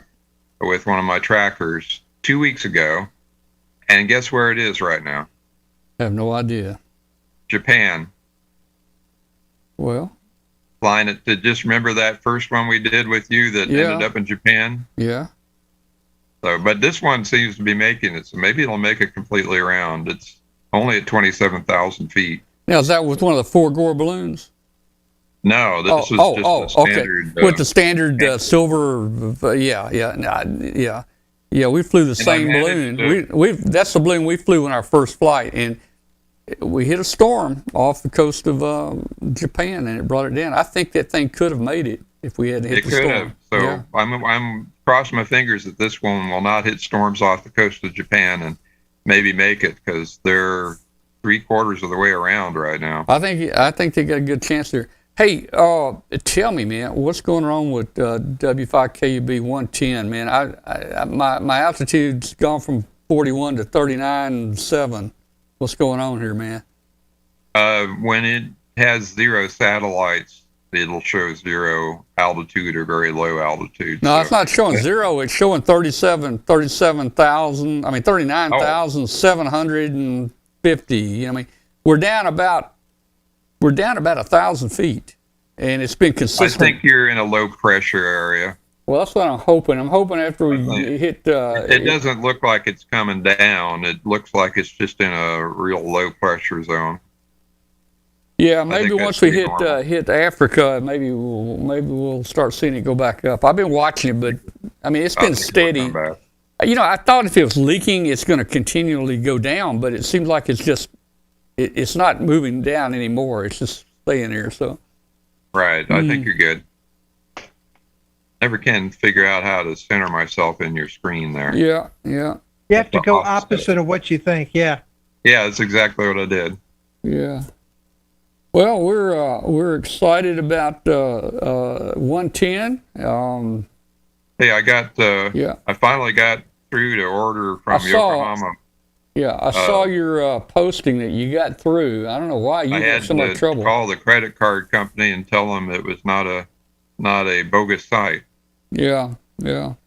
Yeah, they're getting nasty about that on approving some of those foreign sites. It was a foreign sale. I tell you what, you're going to be surprised. Once I ordered, I had it delivered from Japan on my doorstep, either in 4 or 5 days. I was not expecting that.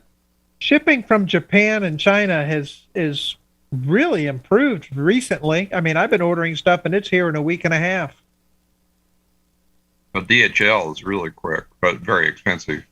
But I don't know how they do it. When I order PC boards from China, they're here in a few days' time. Yes. DHL, and they only charge like $30 shipping, and if I try and send something to China, it's $130. I don't know what. I'm still trying to figure that out. Yokohama quoted me on this order and said, DHL shipping, $100, but it came UPS. It didn't come DHL. Now I got UPS partners with DHL in America for deliveries. Okay. So. But I ordered from that balloons online place, some of the silver ones, and when I got the package, there's tire tracks on it. No, that's not good. Hey, you're gonna be like somebody ran a forklift over the package. Hey, you're gonna be surprised how well did you order 10 or more or? Yeah, I did. I got a box. The 10 in the box I got. The box was probably 14 inches long, maybe by 8 inches by 8 or something. I ordered some of their silver ones too. Oh, did you? And the balloons, each of those balloons in there are individually packed in their own heavy plastic bag. So that's nice. So I think you're going to be well protected. And by the way, we did a flight test. You know, one of the things I wanted to do was to launch one of these and see if it can expand in cold temperatures without damaging itself. In other words, fly one without pressure testing it first. Yeah. And I haven't had any good weather opportunities here since I've got these in. But Ted, KG5TED, he basically flew that same test for me last weekend, and it failed at 27,000 feet. So launching one of these without it being expanded first is probably not a good idea. So this last one, of course, I blew both of them up where they popped apart, you know, the seams. But I blew it up, and I even used a hairdryer to kind of get some of the little stretching out of it. And even on where the seams weren't, I could look, and the curvature looked a little flat. And I put that hairdryer right there, and it just curved out beautifully round, you know. I wasn't able to get all the wrinkles out down the seams, but I used a hairdryer all over it, and you know, hopefully it helped it some. I may try one more test flight, but since Ted has done this already, what they say is you have to inflate it at room temperature and not in cold temperature. Yeah. And that's probably a good idea, because and they also say 70% humidity, and I don't go along with that, but I did inflate it where it expanded out to its maximum size. This time of year, that's pretty much a given. Yeah.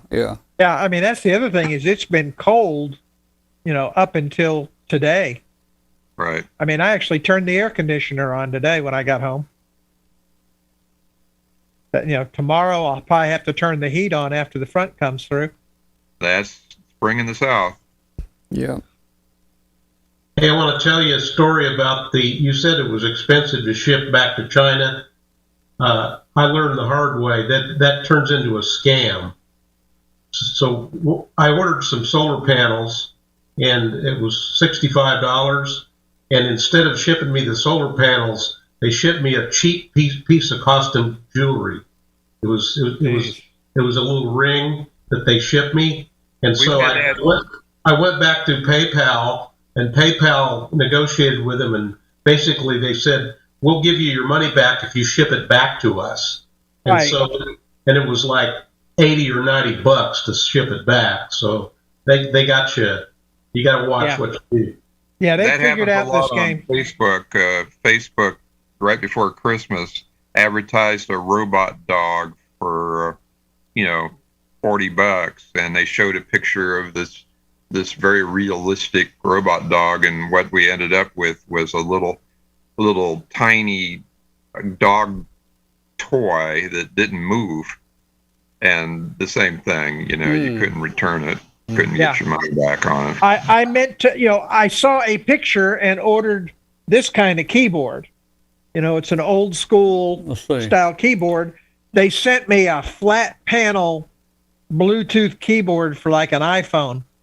And I went back and forth, and believe it or not, PayPal and eBay sided with them. Really? Yeah, so we ordered what was it? It said an alternative CD-ROM memory storage. And what they sent us was the little tiny plastic inserts for a 45 record player. Well, they are alternative to CDs. That's right. If it's from the 60s. There was truth in advertising. Well, I don't know, boy. I'll tell you what. I haven't had any problems like that. But I generally don't, but every now and then I do. Like I ordered a print head for my Canon printer, and they sent me the wrong one, and we went back and forth and back and forth. He admitted that it was the wrong one. He's like, I'll give you a 15% discount, if you just keep it. And I'm like, wait a minute, you've got my money. You're offering me a 15% discount to buy another one that's probably going to be wrong. And we went back and forth. Fortunately, this was bought through Amazon and their third-party resellers. And I just went to Amazon and said, look. And Amazon, next thing I know, the guy's like, you got a full refund. Goodbye. Amazon's good. Yeah. I had a hacker hack into my Amazon account and ordered me a nice laptop computer that he sent to my house, and I was supposed to pay on it. It was a Laserback or Lasertop, whatever the heck it's called. I called Amazon, told them, no, I did not order it. I'm not going to pay for it. And I told him, I says, the guy that ordered it probably hacked in my account. So I investigated it, told me to send it back, and they'd refund my money. In the process of I did all that, got my money back. But the guy who ordered the computer filed a misdelivery notice with Amazon to get him another computer. And I called Amazon up again and said, hey, no, that's him again trying to get a computer. I said, and I told them all that. So they said, okay, thanks. And I guess they stopped the delivery. Yeah. Yeah. That's becoming the game these days. Then I had a friend that was signing up for a new job as a tech support. And they said, you have to have 2 iPhone 11s, but you have to order them and send them to us so that we can load the special software you will need, and then we will send it to you and pay you $500 a week to use these phones to search for different things on the internet. Right. And that's an obvious scam because you will never ever see those 2 iPhones 11s again. No. The big thing they're after these days are the rechargeable gaming cards that are like credit cards that you can buy at the store, reloadable. Yeah. That's their big thing because apparently they can turn around and exchange those for cash, and it's untraceable, and it's not like Bitcoin. It's just you give them the number off of the packet for the card. There's a scratch off number, and you give it to them, and boom, they got the cash instantly. That's the game that's why they want you all to buy these reloadable cards and stuff. Because what they get is untraceable money. All right, hey, let me make an announcement here, guys. We've got 1 minute. We got 1 minute until we sign off on shortwave on WBCQ on 7490. If you're listening out there, this show has been about ham radio. The first hour was about ham radio, amateur radio. And this last hour has been what we call After the Show, where we just invite everybody in and we talk about a lot of different things. So join us again next week on shortwave here on Thursday at from 5 till 7 p.m. on 7490. Or on Tuesdays, you can join us at w5kub.com and you can watch the show, watch the video. And don't forget, if you will, please hit that subscribe button. We need you to hit the subscribe button. It helps us out a whole lot. I'm flashing a little subscribe button right there. Hopefully you see it. So we appreciate it. Thank you, everybody. Thanks for joining us tonight in 73. We'll see you later and see you next week. All right. Now, the truth about it is, I've only had those issues with like 1 out of every 100 transactions that I do. The other 99 are perfect. So. All right. See you guys later. Y'all have a good evening. All right. Take care. All right. Dinner time. 73 to you, Dave. We'll see you. Yep. And I'll be getting out of here in a minute myself. Hey, Tom, I got 20 328Ps in the mail from China. It took 6 weeks for them to send it to me. Yeah, I got a few, and Brent sent me a few too. So, but these were actually in strips in the packages. So I was surprised at that. They're out there. You can get them, but you're paying a lot more. They cost me $6.50 a piece. Yeah. So, hey, I sent a couple more people to you about they're interested in launching balloons. So I sent a couple more people to you there, and well, I was dead in the water for a little while until I got this latest batch of 20 chips. But now I don't have enough to have the assembly house to do them. I have to do them by hand, which adds another 2.5 hours Oh man. assembly time, because if you don't have enough to send to the assembly house, they charge you an exorbitant per board cost. I usually do 40 at a time, which is reasonable cost. But if I do 20, it's unaffordable. Well, that's not fun. No, it's not fun. It's fun if you're doing just one, for your own project. But when you're trying to do one at a time, the whole board, and I got pretty used to having them already pre-assembled. Well, Bill, people probably think it's simple. You take this tracker and you put it on a balloon, you put a gas in it and let it go, and that's a 15-minute deal. But like what you're saying and what I do when I build mine, I mean, it takes a day. It takes me, half a day, probably to build it, and then I have to test it, and I want to make sure it's working. So I spend the next probably half a day, making sure it's working. It's not going to cut out on me, and then I got to put the solar panels and stuff together, and I got to put it all together. Got to make the antenna. That's probably another day, and hey, you've got several days in every launch. I consider my time as free under that calculation. You could get a job as a Walmart greeter and make more money at this. Yeah. Oh yeah. Yeah, you probably could, man. Probably could. All right, guys. They wouldn't hire me, Glenn. I would be putting frowny face stickers on them and say, "Have an okay day." Yeah, you should have seen they had some of those I did that stickers at the Hamfest this weekend. Oh, that's right. Yeah, I did that. And one of them says gas prices are higher than Hunter Biden. And the other one is Trump doing the pointing and saying Biden did that. Yeah. But yeah, a guy had them there at the Hamfest this weekend.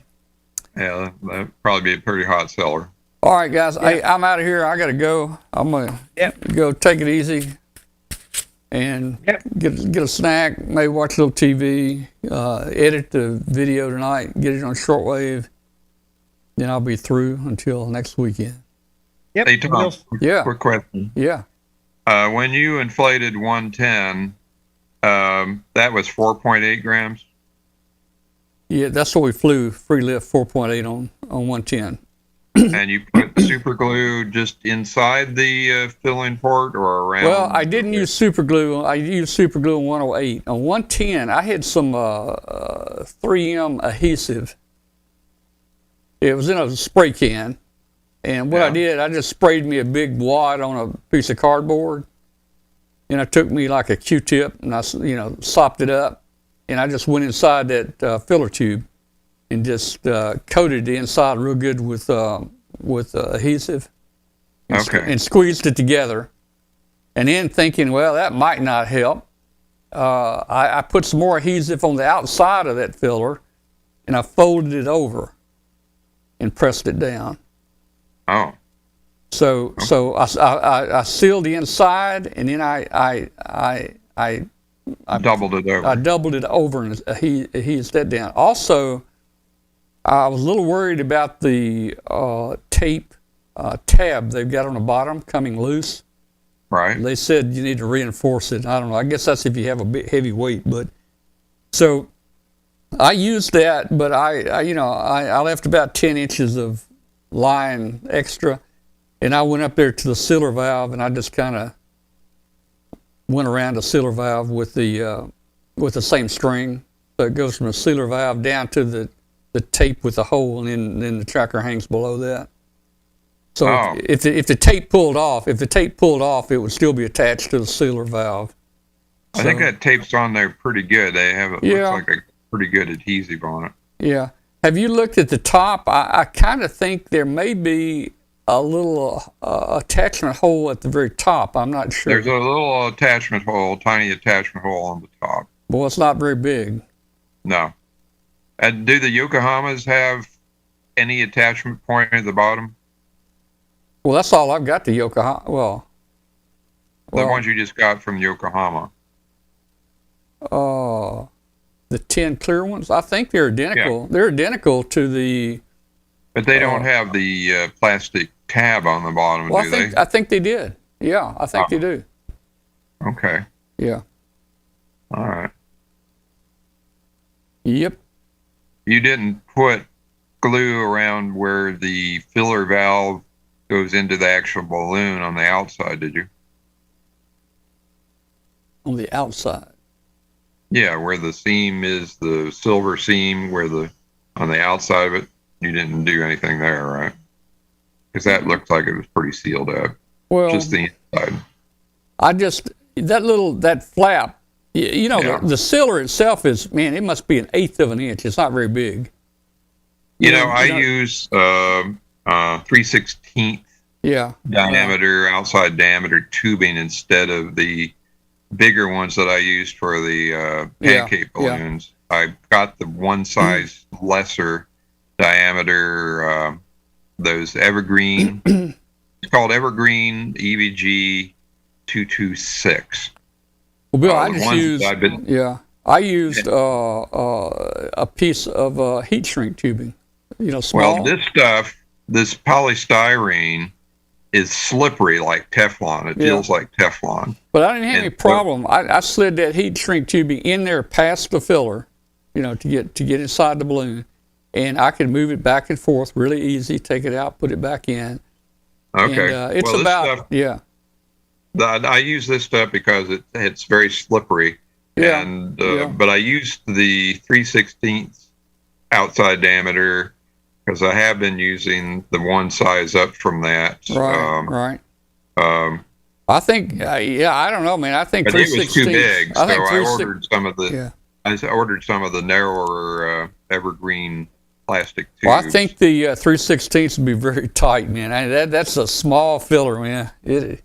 It is, but I tried it and it works fine. And and I inflated, but it took me overnight to get all the air out of that thing through that little hole. I asked you how you did that. You just pushed the. I left the little heat shrink stuck in there, and I laid a pillow on top of the balloon, just so it would put some pressure on it, and even the next morning it wasn't even empty. I had to kind of press on it and then you kind of finish it off to rake all that air out the very. Now, when you pressure test it, do you have a check valve? No. Where did you get those check valves? Or like no from check Aquarians or what? No check valve.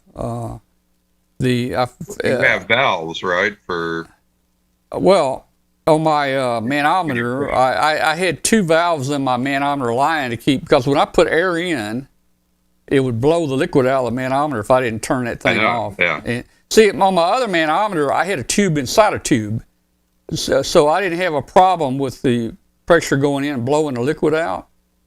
But this balloon is so small that I can only run one tube in it. So I had to not only put the air in that tube, but measure the pressure coming out that same tube.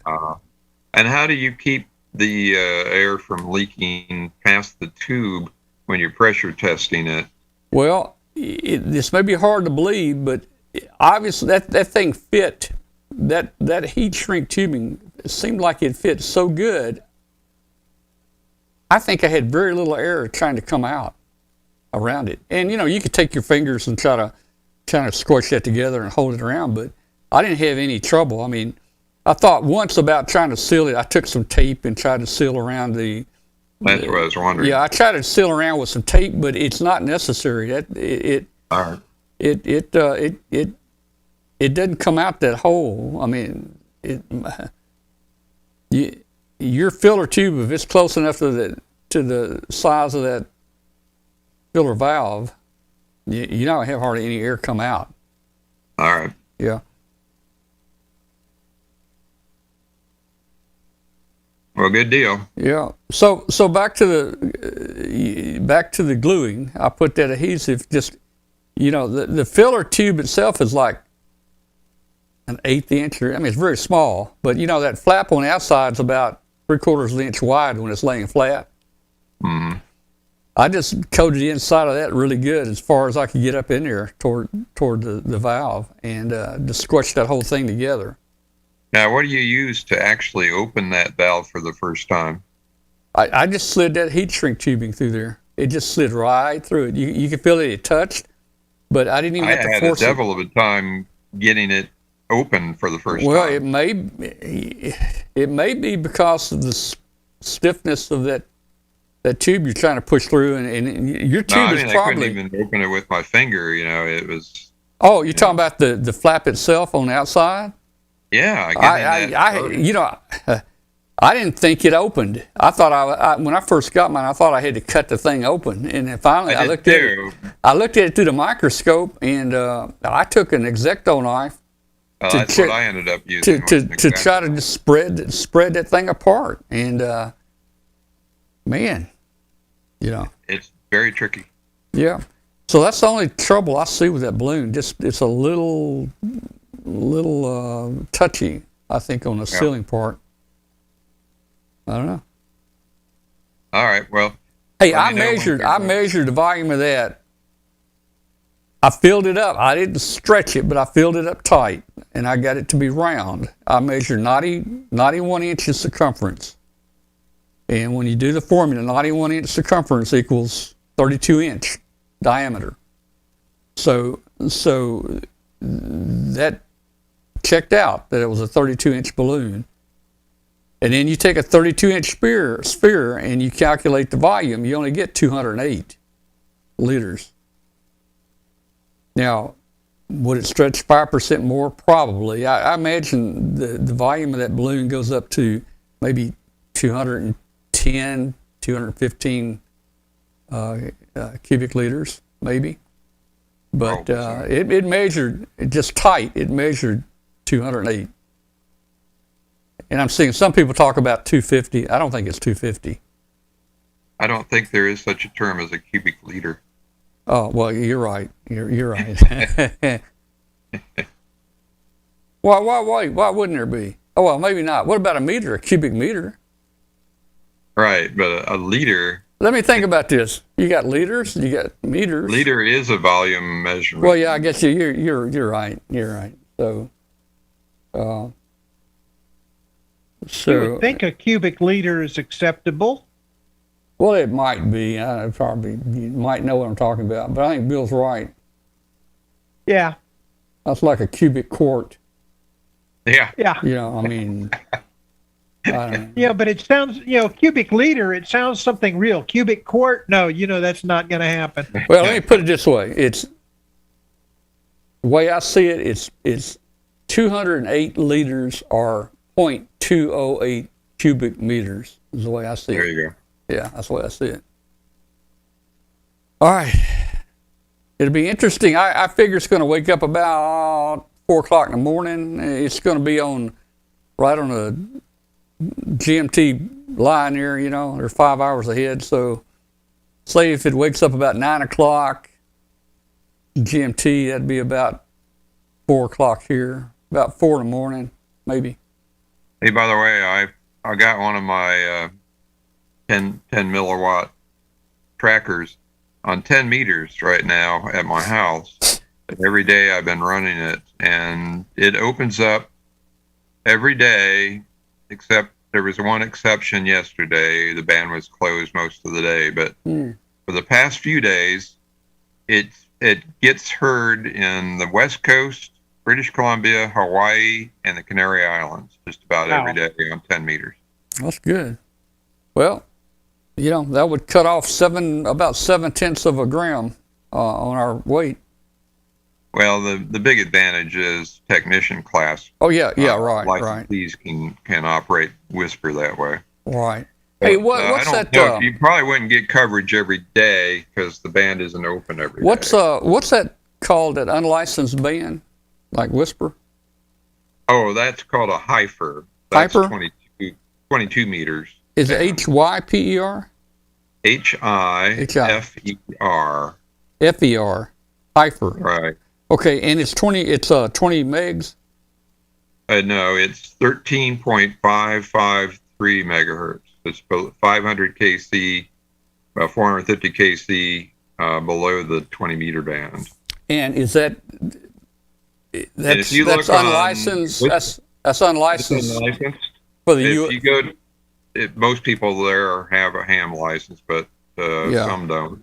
But it's 5 milliwatts, and that's your power limit. And most people now are running slow CW, and many of them are running Whisper. A fair amount are running Whisper there now. Now, is there another Whisper site that plots this, or is it go to the regular? Whispernet.org now has a separate listing for it. If you look at the band selection, there's now one for 22 meters. So I'm sure this is a U.S. regulation. I mean, no, it's worldwide. It's a worldwide, because I had someone contact me today in the U.K. that they can't fly ham radio balloons. Now there are some countries that can't operate it, but I know there are quite a few countries that will allow it. Well, they can't fly. There's an ISM band at 13.553, which I'm assuming is your 22. It is in the ISM band, exactly right. So the guy contacted me today from the UK. He's wanting to do this, but he can't fly, a ham radio in a balloon. So this would be a good solution. ISM license free. Most of the UK ham balloonists are flying unlicensed radios. Yeah, there's another one at like 41 meters or so. It's at 6.7 meg. That depends on the. We don't have that, but some places. So this hyper band. There's a Medford and a Loafer. Loafer is 150 some kilohertz. Yeah. Medford is right around, I think, 450 kilohertz or so. 500 kilohertz, and then Heifer is 13.553. Yeah, and that's available worldwide, whereas, like you say, the 6.7 meg is subject to local acceptance. I think maybe Canada can do that one. So, Bill, this is an alternative. If they wanted to use this, it would probably work okay for them, wouldn't it? It would, and there in the U.S., there's a number of stations now monitoring Whisper. And worldwide, there's what they have is worldwide screen grabbers where you can look for the slow CW, and you can also see Whisper. I'm gonna get back with him and tell him about this. I remember talking about this. Where can he get a tracker on that? Is it just a matter of you programming a tracker on that frequency, pretty much? What I do is a very simple mod to my existing tracker. I have it transmit on 22 meter band on the Heifer license free, and then it flips over on the alternate 10-minute window on 20 meters. So I could rig it up such that over the UK it's doing the Heifer band, then when it's beyond the geofence, it would flip back over to doing both. All right. I had one on the air for, Mark has got one, KA9SDX. He's had it on the air now almost a year, and on 22 megaheat. I think it's every odd 10-minute sequence. It does 20 meters, and every even 10-minute sequence, it does the 22 meters. Just keeps hopping back and forth. Yeah, okay. All right. All right, I'm going to get out of here, guys. It's getting late.